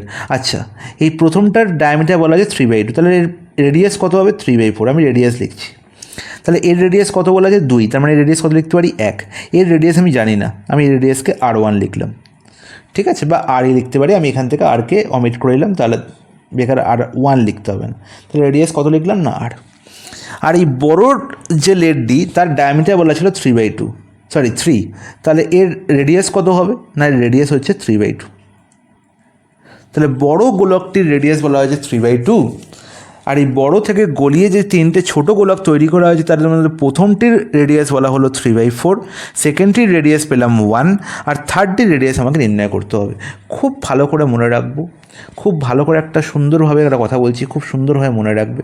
সেটি হচ্ছে যে বড় যে গোলকটি, যার রেডিয়াসকে আমি বড় হাতের R লিখলাম, ধরো বড় হাতের R লিখলাম, ঠিক আছে, এই R এর হোল কিউব মানে R³ ইজিক্যাল টু এই যে ছোটো 3টে তৈরি করা হয়েছে গোলক, তাদের মধ্যে প্রথমটাকে যদি R1 দিই, সেকেন্ডকে যদি R2 দিই, আর থার্ডটিকে যদি R3 রেডিয়াস দিই, তাহলে বলবো R³ is equal two R1³ plus R2³ plus R3³, ঠিক আছে।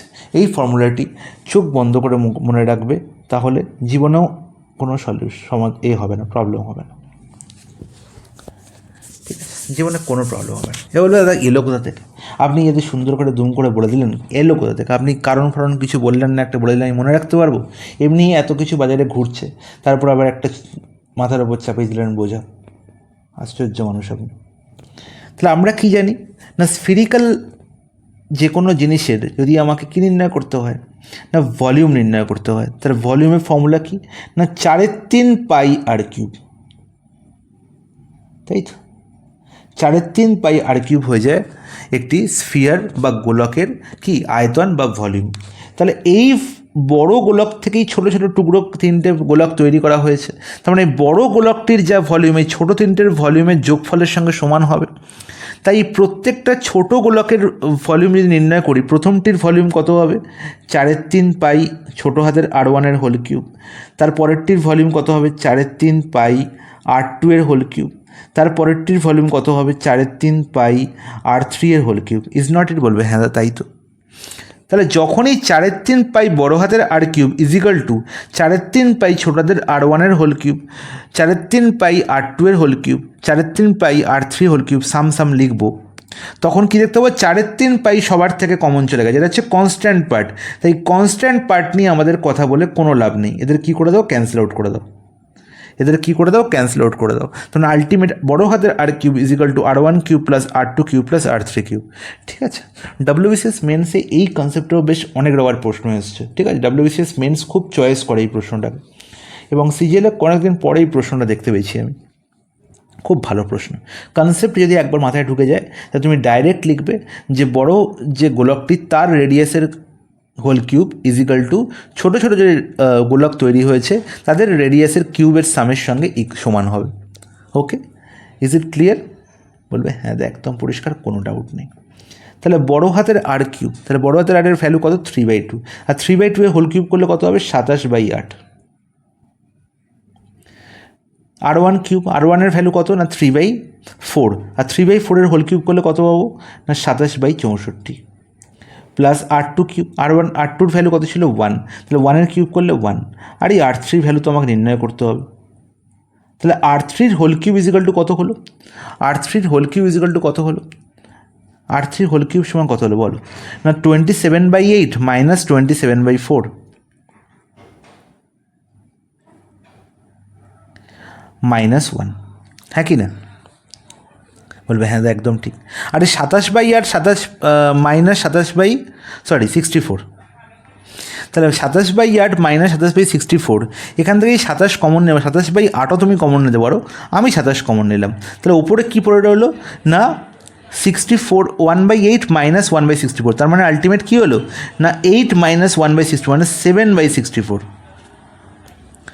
তাই তো, হ্যাঁ কি না? তাহলে আলটিমেট আমি লিখতে পারি, এই যে ক্যালকুলেশনটা খুব ভালো করে বুঝবে। তাহলে 64কে যদি আমি টোটাল এলসিএম করি, তাহলে আমি আর উপরে কী লিখবো না 27 × 7 -1, 27 × 7 -1, সরি -64, মাইনাস কত 64, 27 × 7 -64/64, আর 27 × 7 করলে কত হবে 189 -64/64, আর 189 - 64 করলে হয় 125, 125 কার কিউব 5-এর কিউব। তার মানে তুমি বলবে দাদা এখানে 5/4 হোল কিউব আছে, 5/4 হোল কিউব আছে, হ্যাঁ কি না? 124/64কে আমি কি লিখতে পারি 5/4 হোল কিউব, ইজ নট ইট? বলবে হ্যাঁ তাই তো। তার মানে বড় এই ছোটো যে গোলক যার রেডিয়াস আমি R3 ধরেছিলাম তার ভ্যালু কত হলো না 5/4 সঙ্গে সমান। নির্ণয় করতে হবে কি find the diameter of that third ball. তাহলে ডায়ামিটার করলে কি দুগুণ করতে হবে, রেডিয়াসকে দুগুণ করলে তবেই আমি ডায়ামিটার পাই। তাহলে ডায়ামিটার ভ্যালু কত হলো না 5/2, আর 5/2 মানে কত না 2.5, অপশান ডি হয়ে যাবে correct answer. Is it clear? তো সুন্দর একটা কনসেপ্ট বললাম, আশা করি তোমরা সবাই বুঝতে পেরেছো।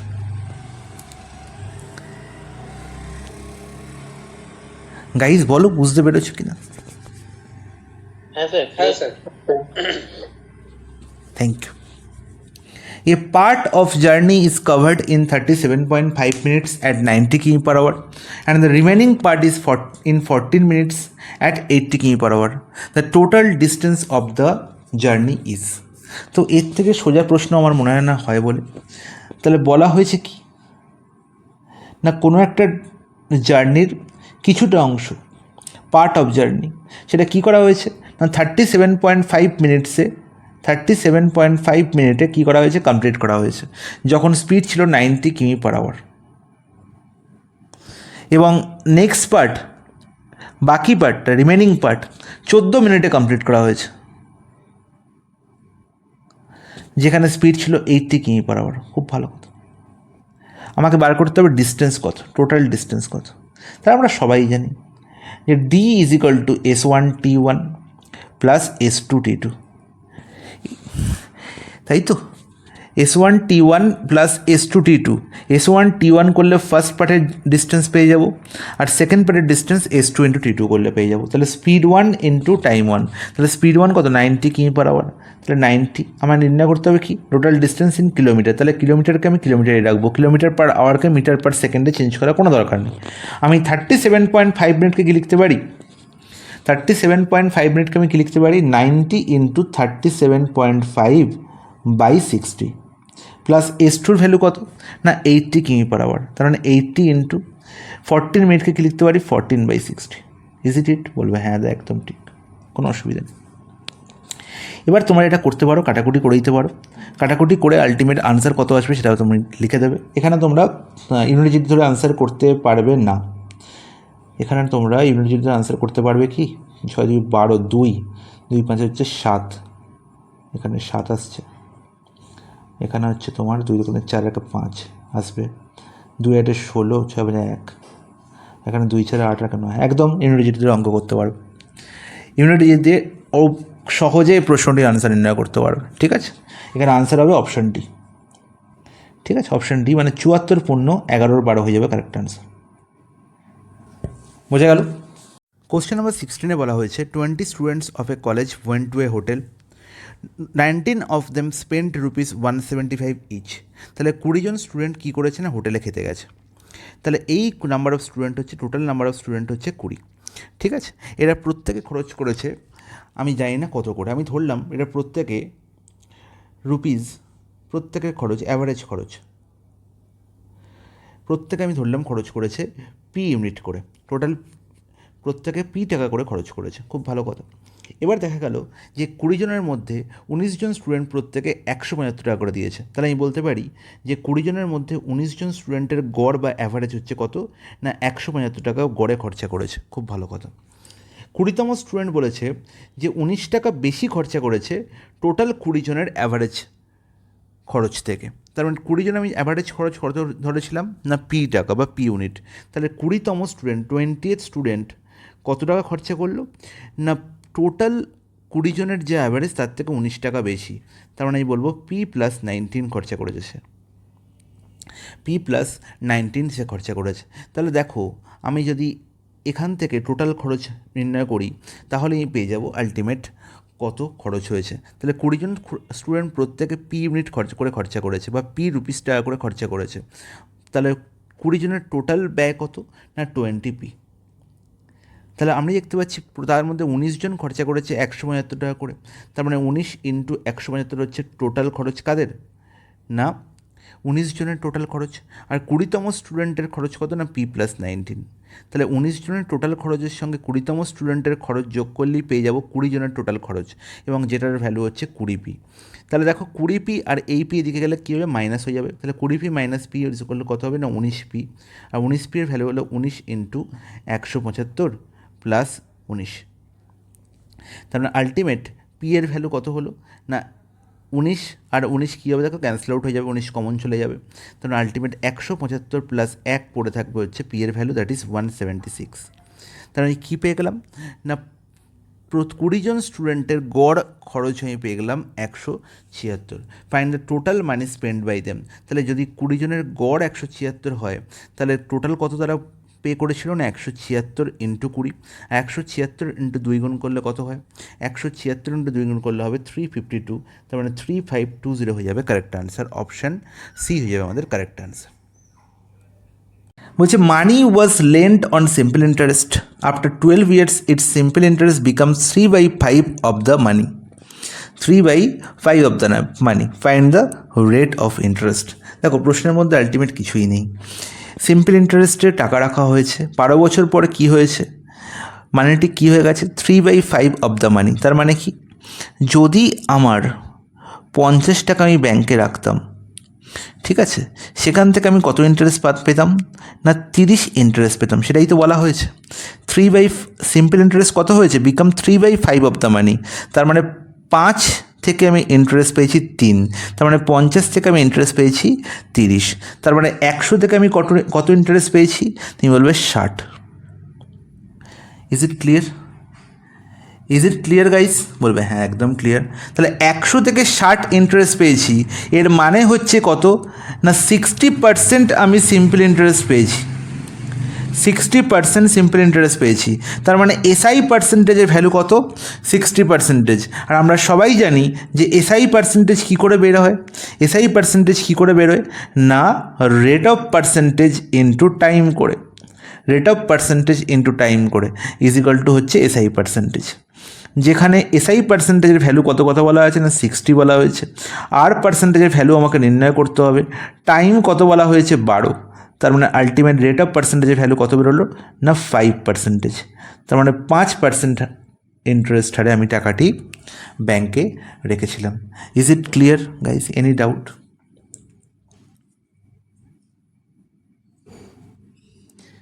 না, কোনো ডাউট নেই। না স্যার। নেক্সট প্রশ্ন, সিম্পলিফাই দ্য এক্সপ্রেশন।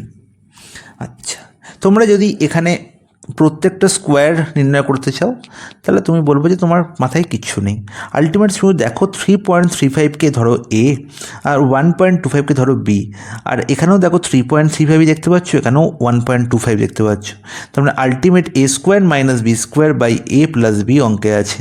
আর আমরা সবাই জানি এ স্কোয়ার মাইনাস বি স্কোয়ারকে আমরা এ প্লাস বি ইন্টু এ মাইনাস বি লিখতে পারি। অ্যালজেব্রার বেসিক কনসেপ্ট আশা করি প্রত্যেকের পরিষ্কার। তাহলে এ স্কোয়ার মাইনাস বি স্কোয়ারকে এ প্লাস বি দিয়ে ভাগ করলে পড়ে থাকে কি, এ মাইনাস বি, পড়ে থাকে কি এ মাইনাস বি। তার মানে এ মাইনাস বি করলে এই আমার আনসার হয়ে যাবে। তাহলে 3.35 থেকে 1.25 বিয়োগ করলে হয় 2.1, অপশান ডি হয়ে যাবে correct answer. Is it clear? বলবে হ্যাঁ, পরিষ্কার, কোনো কিছু নেই অঙ্কের মধ্যে। আবার একটি সেক্টরের concept, the area of the sector of a circle of radius 12 centimetre is 32 pi cm square. Okay, তাহলে এরিয়া বলা হয়েছে, রেডিয়াস বলা হয়েছে, find the length of the corresponding arc of the sector. Corresponding আর্কের আমাকে কী নির্ণয় করতে হবে? ভ্যালু নির্ণয় করতে হবে। তাহলে আর্ক কাকে বলে? তাহলে এই হচ্ছে আমার সার্কেল, যার ওপর আমি দুটো পয়েন্ট কাট আউট করে নিলাম, এ এবং বি। আর এই এবি যে পার্টটা আমি ড্র করেছি, এই এবিকেই আমি বলবো আর্ক। আর্ক আর কিছুই নয়, একটি ছোট্ট টুকরোকে যদি আমি কি না সার্কেল থেকে কেটে বার করে আনি, সেই পার্টটাকে আমরা বলবো আর্ক। আচ্ছা, তুমি বলবে দাদা এবি তো আমি এই পার্টকেও বলতে পারি, এবিকে আমি তো এই পার্টকেও বলতে পারি, ইজ নট ইট? বলবে হ্যাঁ, একদম ঠিক। তাহলে তাই জন্যই আমাদের দুটি কনসেপ্ট আছে আর্কে, একটি হচ্ছে মেজর আর্ক, একটা মাইনর আর্ক। ঠিক আছে, এই বড় পার্টটিকে বলবো আমরা মেজর পার্ট, আর এই পার্টটিকে, ছোটো পার্টটিকে আমরা কি বলবো? Minor part. যদি কিছু না বলা থাকে সবসময় কিন্তু আমরা মাইনর আর্কেরই লেন্থ নির্ণয় করব। ঠিক আছে, কার লেন্থ নির্ণয় করব? না মাইনর আর্কের। Is it clear? বলবে হ্যাঁ, একদম ঠিক। আর আর্কের লেন্থ নির্ণয় করার ফর্মুলা হচ্ছে লেন্থ অফ আর্ক।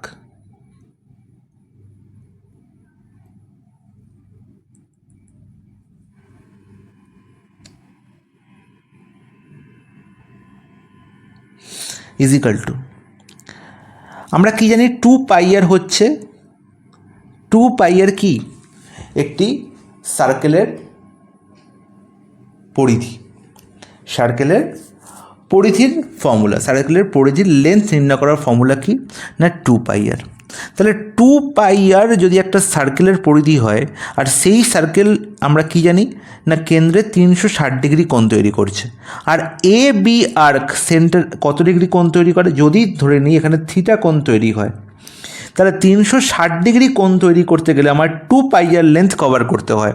তাহলে থিটা লেন্থ যদি আমাকে, থিটা অ্যাঙ্গেল যদি আমায় কভার করতে হয়, তাহলে কতটা লেন্থ আমি কভার করছি? মানে 2 পাই আর ইন্টু থিটা বাই 360। কনসেপ্ট একই, কনসেপ্ট একই, মনে থাকবে যে 360 ডিগ্রি যদি আমি কভার করি তাহলে আমি 2 পাই আর পুরো কমপ্লিট করি, আর যদি থিটা কমপ্লিট করি তাহলে আমি কতটা কী করব, কতটা পার্ট আমাকে কভার করতে হবে, সেটাই হচ্ছে আমাকে লেন্থ অফ দ্য আর্ক দেবে। ঠিক আছে, আর সবসময় মনে রাখবো এই আর্কটি হচ্ছে এবি আর্কটি কি না মাইনর আর্ক। আর এখান থেকে আরেকটি কনসেপ্ট বলে দিই, খুব মারাত্মক কনসেপ্ট। যদি থিটা এইটুকু অ্যাঙ্গেল হয় তাহলে রিফ্লেক্স থিটা কত হবে? রিফ্লেক্স থিটা হবে 360 ডিগ্রি মাইনাস থিটা। ওকে, আর যদি আমি এই থিটা বাই 360-এর জায়গায় এটা লিখে দিই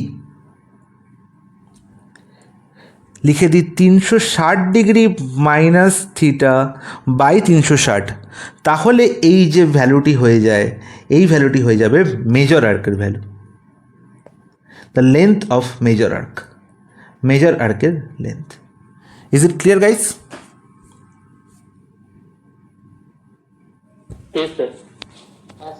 প্রত্যেকের পরিষ্কার? কারোর কোনো ডাউট থাকলে আমার বলতে পারে, বলবেন না কোনো ডাউট নেই। তাহলে আলটিমেট আমাকে মাইনর আর্কেরই ভ্যালু নির্ণয় করতে হবে। তাহলে আমি কি বলবো না পাই আর 2 পাই আর ইন্টু 2 পাই আর ইন্টু কি থিটা বাই 360। আর এই জিনিসটা কি অনেক বইতে লেখা আছে কি না পাই আর থিটা বাই 180, কারণ কি এই 2 আর 360 ক্যান্সেল আউট হয়ে গেছে। বোঝা গেল? ব্যাস, আর কিছু বোঝার নেই। এবার কি অঙ্কে বলা হয়েছে না রেডিয়াস বলা হয়েছে 12 সেন্টিমিটার, আর এর ভ্যালু কত বলা আছে 12, আর বলা আছে যে area of the sector is 32 pi cm square. Okay, তার মানে আমার আমি জানি যে এরিয়া নির্ণয় করার ফর্মুলা কি না pi r square theta by 360, pi r square theta by 360, তাই তো? তাহলে পাই আর স্কোয়ার বাই 360 ডিগ্রির ভ্যালু বলা হয়েছে কত না 32। সেখান থেকে আমার নির্ণয় করতে হবে কি না pi r theta by 180, pi r theta by 180 value নির্ণয় করতে হবে। Pi r theta by 180 value নির্ণয় করতে, বলো কী করে নির্ণয় করবে?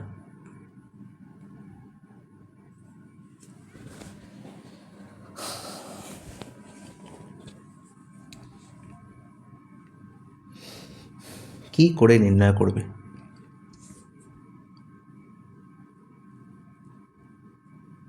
দেখো, আমার এখানে আর এর ভ্যালু বসানোর কোনো দরকার নেই, খুব ভালো করে বুঝবে। আমি এখানে কী লিখেছি, আমি এখানে পাই আর থিটা বাই 180 না লিখে আমি 2 পাই আর ইন্টু থিটা বাই 360 লিখব। ঠিক আছে, আমি জানি না থিটার ভ্যালু কত। আমি দেখতে পাচ্ছি যে pi r square theta by 360 degree equal to 32। তাহলে আমি যদি এখান থেকে এরকম লিখি যে pi r theta by 360 equal to 32 by r, কোনো অবাক হবে কেউ? কেউ কি কোনো অবাক হবে? বলবে না দাদা আমি তো অবাক হইনি। আমি দেখতে পাচ্ছি pi r theta by 360 equal to 32 by r. Is it clear to you? Yes, sir.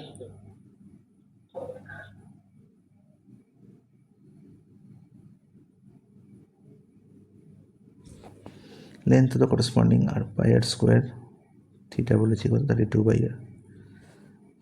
তাহলে এখান থেকে আমি লিখতে পারি, কিন্তু পাই কোথায় গেল? পাই লেখার তো কোনো দরকার ছিল না, কারণ আর্কের ফলে তো পাই দিল কেন আবার?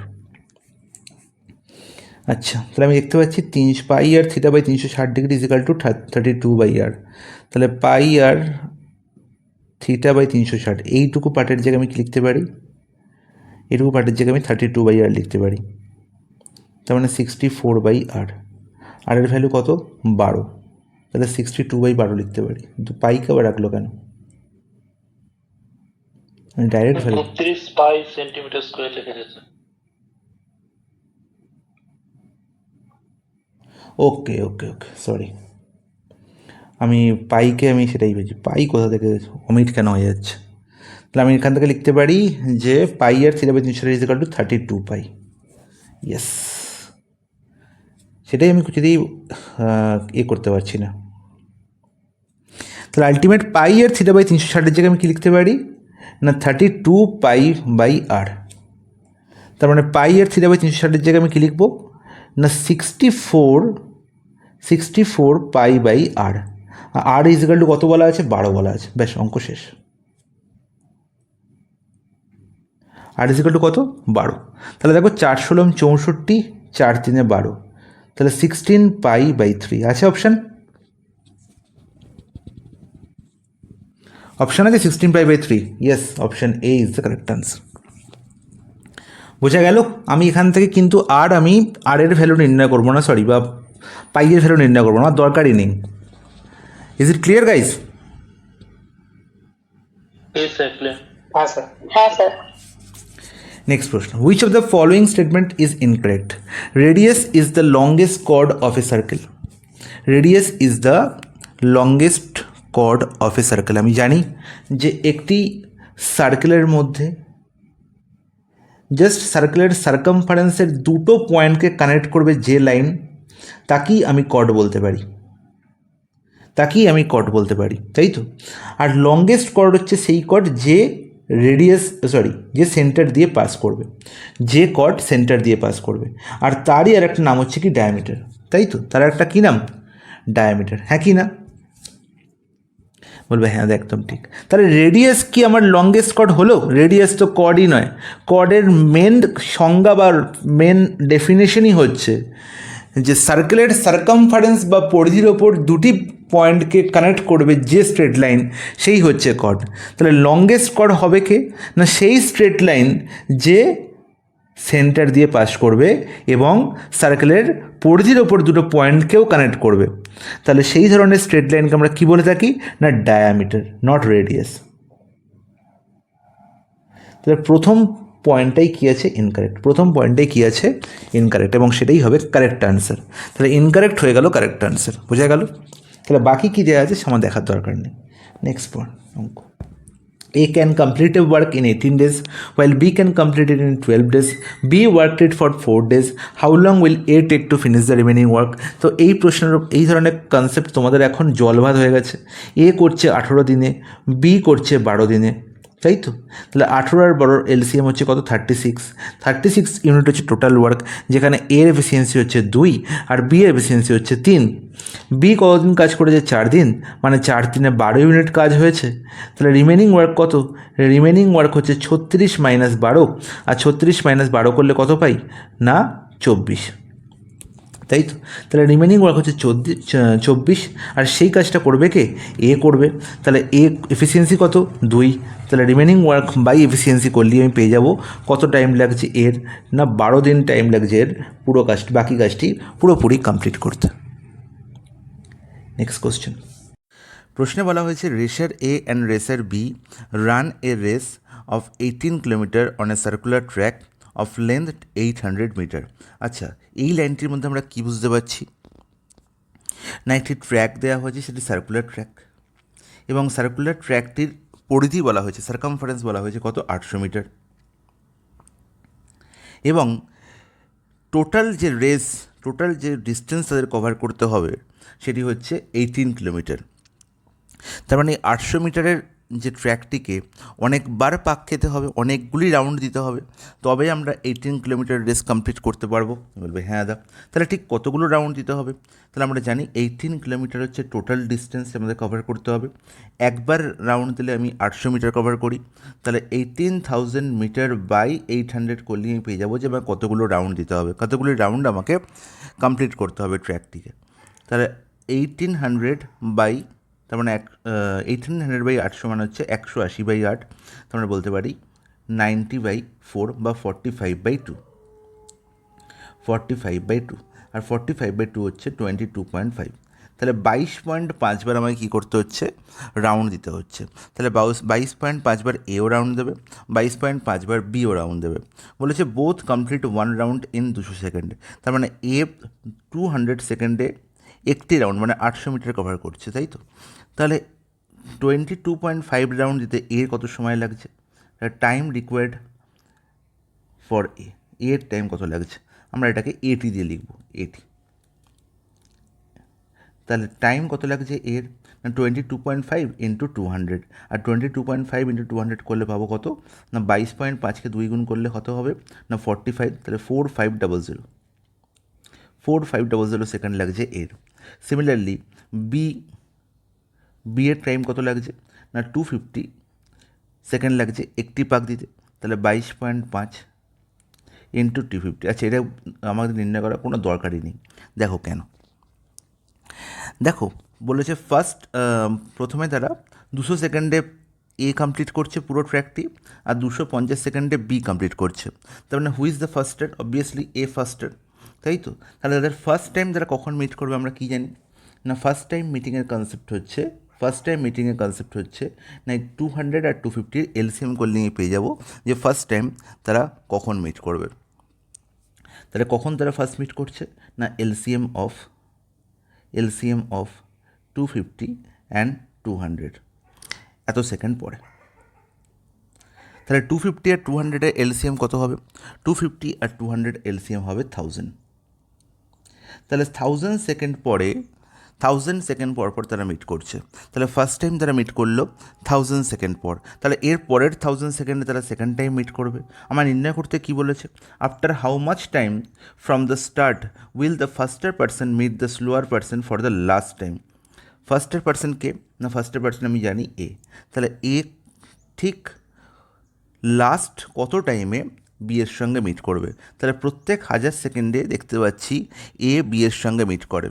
তাহলে ফার্স্ট 1000 সেকেন্ডে এ মিট করলো ফার্স্ট টাইম, সেকেন্ড 1000 সেকেন্ডে মানে টোটাল 2000 সেকেন্ড হয়ে গেল, সেকেন্ড বার মিট করলো।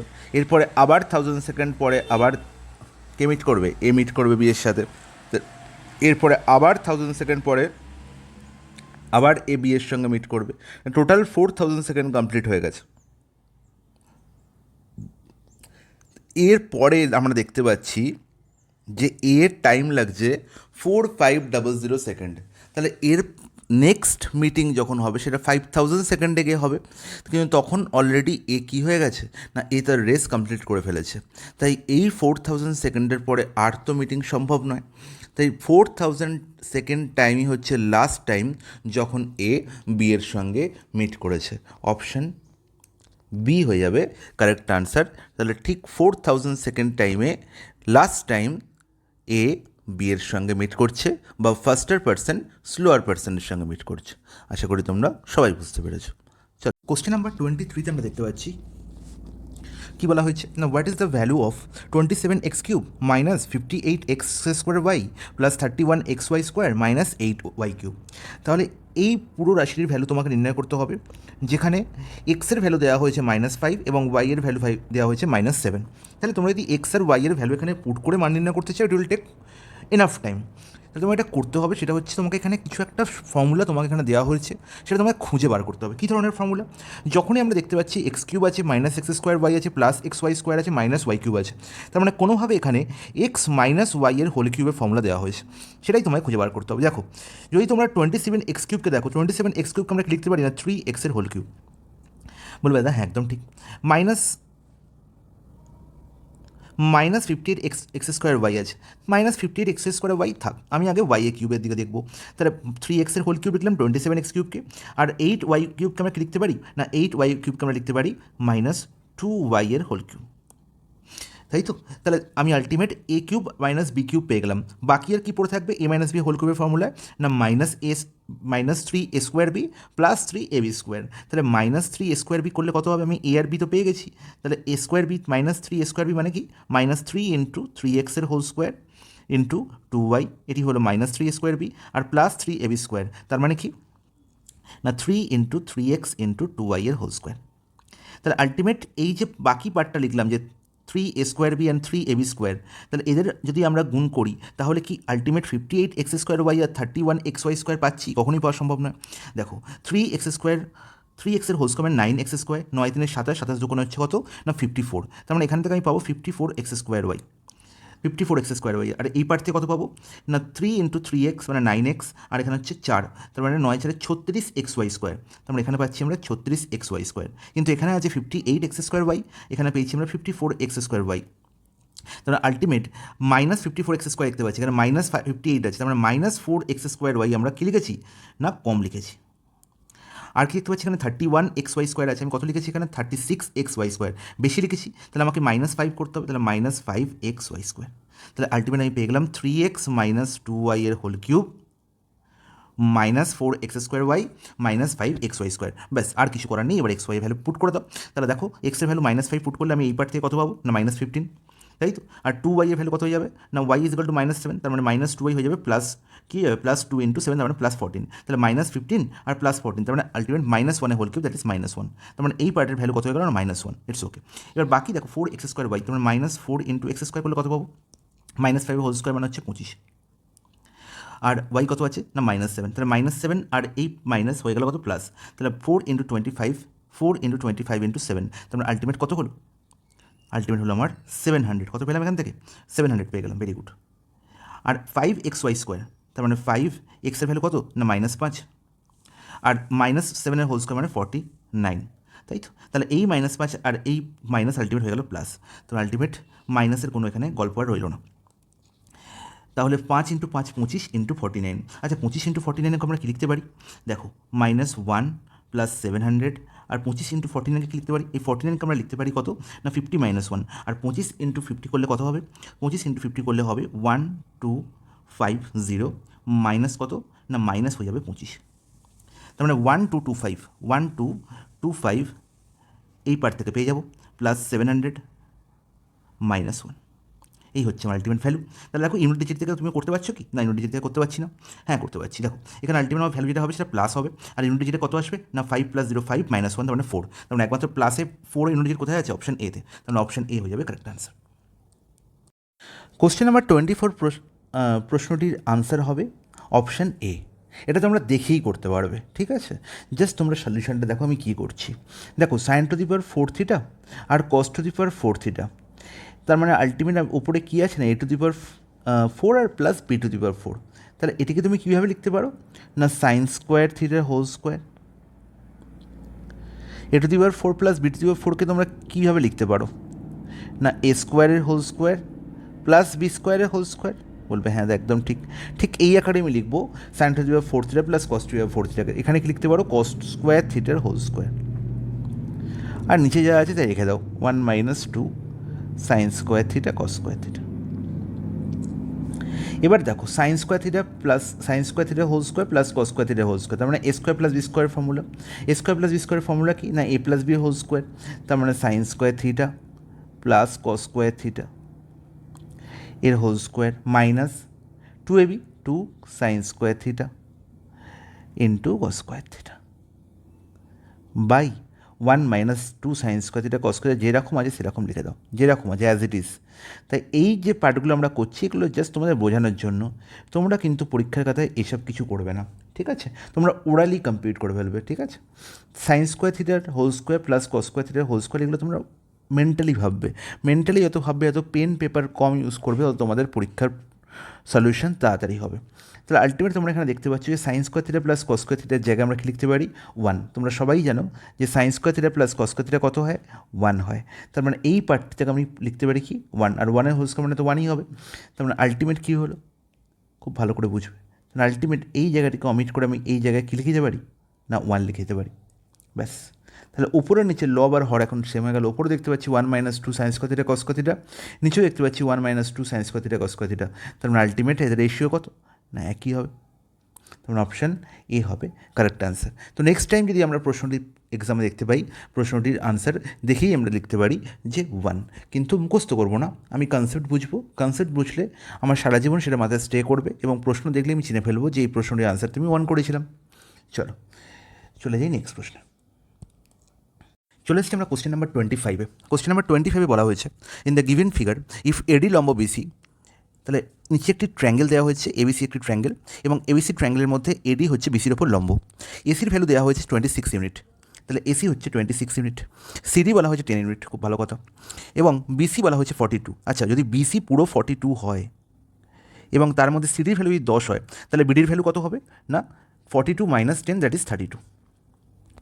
এবার তোমরা আমাকে বলো ডিএসির ভ্যালু বলা হয়েছে এক্স, তাহলে ডিএসি অ্যাঙ্গেলটি এক্স ডিগ্রি, আর এ ডিসি এই যে ট্রায়াঙ্গেলটি তোমরা দেখতে পাচ্ছ, এই ট্রায়াঙ্গেলটি কী ধরনের ট্রায়াঙ্গেল, এটি একটি রাইট অ্যাঙ্গেল ট্রায়াঙ্গেল। তাহলে ফ্রম ট্রায়াঙ্গেল এডিসি আমি দেখতে পাচ্ছি অ্যাঙ্গেল ডিএসি কোণটি হচ্ছে এক্স ডিগ্রি, এই কোণটির ভ্যালু হচ্ছে এক্স, ওকে, এবং সিডির ভ্যালু বলা হয়েছে 10। তাহলে যদি আমরা এক্স অ্যাঙ্গেলের সাপেক্ষে ভাবি, তাহলে এক্স অ্যাঙ্গেলের সাপেক্ষে তার উল্টো দিকে যে সাইডটি আছে সেটিই হচ্ছে লম্ব, তার মানে আমরা বলবো সিডি হচ্ছে লম্ব এবং এডি হচ্ছে বেস। তাহলে এডিসি কী ধরনের ট্রায়াঙ্গেল আমরা দেখলাম না রাইট অ্যাঙ্গেল ট্রায়াঙ্গেল, কারণ কি না এডি লম্ব হচ্ছে বিসি, তার মানে যেমন এডিবি কোণটিও রাইট অ্যাঙ্গেল সেরকম এডিসি কোণও রাইট অ্যাঙ্গেল, তার মানে সিএডি ট্রায়াঙ্গেলটি বা ডিএসি ট্রায়াঙ্গেলটি হচ্ছে কি বা এডিসি ট্রায়াঙ্গেলটি কী বলবো একটি রাইট অ্যাঙ্গেল ট্রায়াঙ্গেল, একটি রাইট অ্যাঙ্গেল ট্রায়াঙ্গেল। আর রাইট অ্যাঙ্গেল ট্রায়াঙ্গেলের আমি এক্স কোণের সাপেক্ষে যদি ভাবি তাহলে তার উল্টো দিকে যে সাইডটি আছে সেটি হবে বেস, যখন আমরা ট্রিগোনোমেট্রিক রেশিও নির্ণয় করব, ওকে। তাহলে বেস এক্স কোণের অপোজিটে যে এক্স কোণের সাপেক্ষে আমরা নির্ণয় করছি, তাহলে এক্স কোণের অপোজিটে যে সাইডটি সেটা হচ্ছে কি না লম্ব বা হাইট, এবং বেস হচ্ছে কি না এক্স যার সঙ্গে সন্নিহিত আছে, যে সাইডের ওপরে বসে আছে, তার মানে এডি যদি বেস হয় তাহলে সিডি হচ্ছে লম্ব, ওকে। এবার দেখো আমার নির্ণয় করতে বলা হচ্ছে কি 6/cos x। আচ্ছা 6/cos x আমি কি লিখতে পারি, 6/cos x আমরা কি লিখতে পারি না 6 × sec x, 6 × 1/cos x মানে হচ্ছে 6 × sec x minus 5 × cos y, তার মানে cos y 1/cos y মানে কত sec y, তার মানে 5 sec y।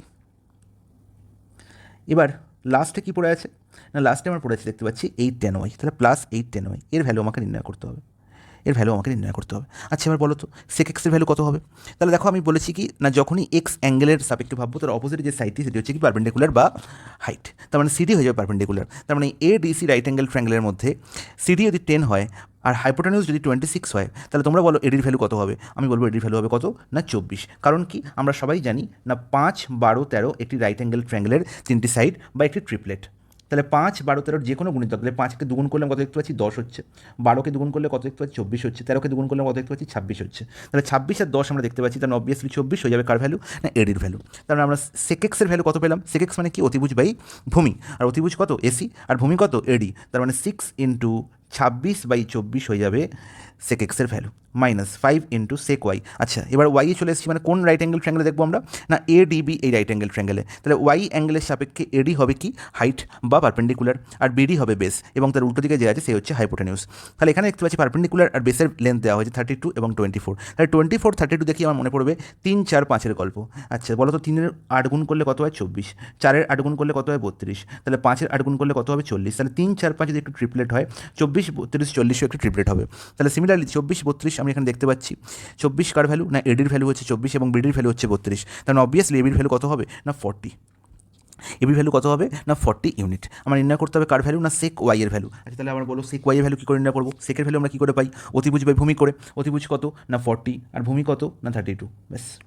Similarly tan Y মানে কী হবে, না লম্ব বাই ভূমি, তাই তো। লম্ব কত 24 আর ভূমি কত 32, তার মানে 8 ইন্টু 24/32, ব্যাস। এবার কাটাকুটি করে ফেলো, দেখো 26/24কে আমরা কাটাকুটি করলে কি লিখতে পারি 2 দিয়ে। এখানে দেখতে পাচ্ছি 13/12, আর এখানে দেখতে পাচ্ছি 6 দিয়ে কাটাকুটি চলে যাচ্ছে, মানে 13/2, 13/2 পাচ্ছি এখানে। সিমিলারলি এখানে দেখতে পাচ্ছি কত, না 5 আর 32 কাটাকুটি যাচ্ছে না, কিন্তু 40 আর 32 8 দিয়ে কাটাকুটি যাচ্ছে, 8 5 40 আর 8 4 32, খুব ভালো কথা। আর এখানে দেখো 8 4 32 4 6 24 হয়ে গেল 6। তাহলে এবার দেখো কত ইজি হয়ে গেল, 13/2 এখানে কত দেখতে পাচ্ছি 25/4, তাহলে এখানেও 4 করি, তাহলে 26/4, 26/4 মাইনাস 25/4 প্লাস 6, তাহলে 26/4 মাইনাস 25/4 কত হলো 1/4, 1/4 প্লাস 6 মানে 6 পূর্ণ 1/4, আচ্ছা মানে 4 6 24 আগে 25/4, 25/4 আমরা কোথায় দেখতে পাচ্ছি কোন অপশানে, অপশান সি হয়ে যাবে কারেক্ট আনসার। তো আশা করি তোমরা সবাই বুঝতে পেরেছো আজকের এই 25টি কোশ্চেনের সলিউশন, এবং এই 25টি প্রশ্নের মধ্যে অনেক ভালো ভালো প্রশ্নের সলিউশন তোমাদের দেখিয়েছি, এবং তোমাদের যেই সমস্ত আমি কনসেপ্টগুলো বললাম সেই কনসেপ্টগুলো কিন্তু খুব ইম্পর্টেন্ট, তাই কনসেপ্ট মনে রাখবে। বাকি অঙ্ক তোমাদের প্র্যাকটিস যত করবে তত তোমাদের খুব তাড়াতাড়ি তোমাদের অঙ্ক হাত থেকে নামবে। আর একটা কথা, সেটা হচ্ছে আমরা জানি যে এসএসসি সিজিএল 2024 ফিলিমসের ডেট কনফার্ম হয়ে গেছে, 9 সেপ্টেম্বর থেকে তোমাদের এক্সাম শুরু হচ্ছে। তাহলে বাকি দিনগুলো আমাদের পড়ে আছে, তার জন্য আমরা কী করবো, খালি প্র্যাকটিস। তো প্র্যাকটিসের জন্য তোমাদের আমার চ্যানেলে আসতেই হবে, এবং সেখানে আমি তোমাদের জন্য অনেক প্র্যাকটিস ম্যাথস নিয়ে আসবো, কোশ্চেন পেপার নিয়ে আসবো, কোশ্চেন পেপার সলভ করে দেখাবো তোমাদের প্রিভিয়াস ইয়ার। তো আমাদের সিজিএল প্রিভিয়াস 23 টিয়ার 1 পেপার যে প্যাটার্ন চলছে সেটা তো চলবেই, তার সঙ্গে আমরা কী করেছি না কারেন্ট ইয়ারে যে সমস্ত এক্সাম হয়েছে, যেমন কি সিজিএসএল পেপার থেকে আমরা প্রশ্ন সলভ করছি, ফেজ 12-এর প্রশ্ন আমরা সলভ করছি। তাহলে ফেজ 12-এ আগের দিন আমি তোমাদের সমস্ত রেসের প্রশ্ন সলভ করিয়েছি, তারপরে জিওমেট্রির প্রশ্ন সলভ করিয়েছি, এরপর ট্রিগোনোমেট্রির প্রশ্নের সলভ আসবে খুব তাড়াতাড়ি এই সানডের মধ্যেই। ওকে, তারপর আমরা সিপিওর এক্সামের সমস্ত প্রশ্নের কয়েকটি বাছা বাছা প্রশ্ন, যেগুলো তোমাদের খুব দরকার পরীক্ষা যাওয়ার আগে রেখে যাওয়া, তো সেই প্রশ্নগুলো তোমাদের সলভ করাবো। ওকে, তো তোমরা অবশ্যই চ্যানেলটিকে দেখতে থাকো এবং অনেক অনেক বেশি করে শেয়ার ও সাবস্ক্রাইব করতে থাকো। চলো, গুড নাইট।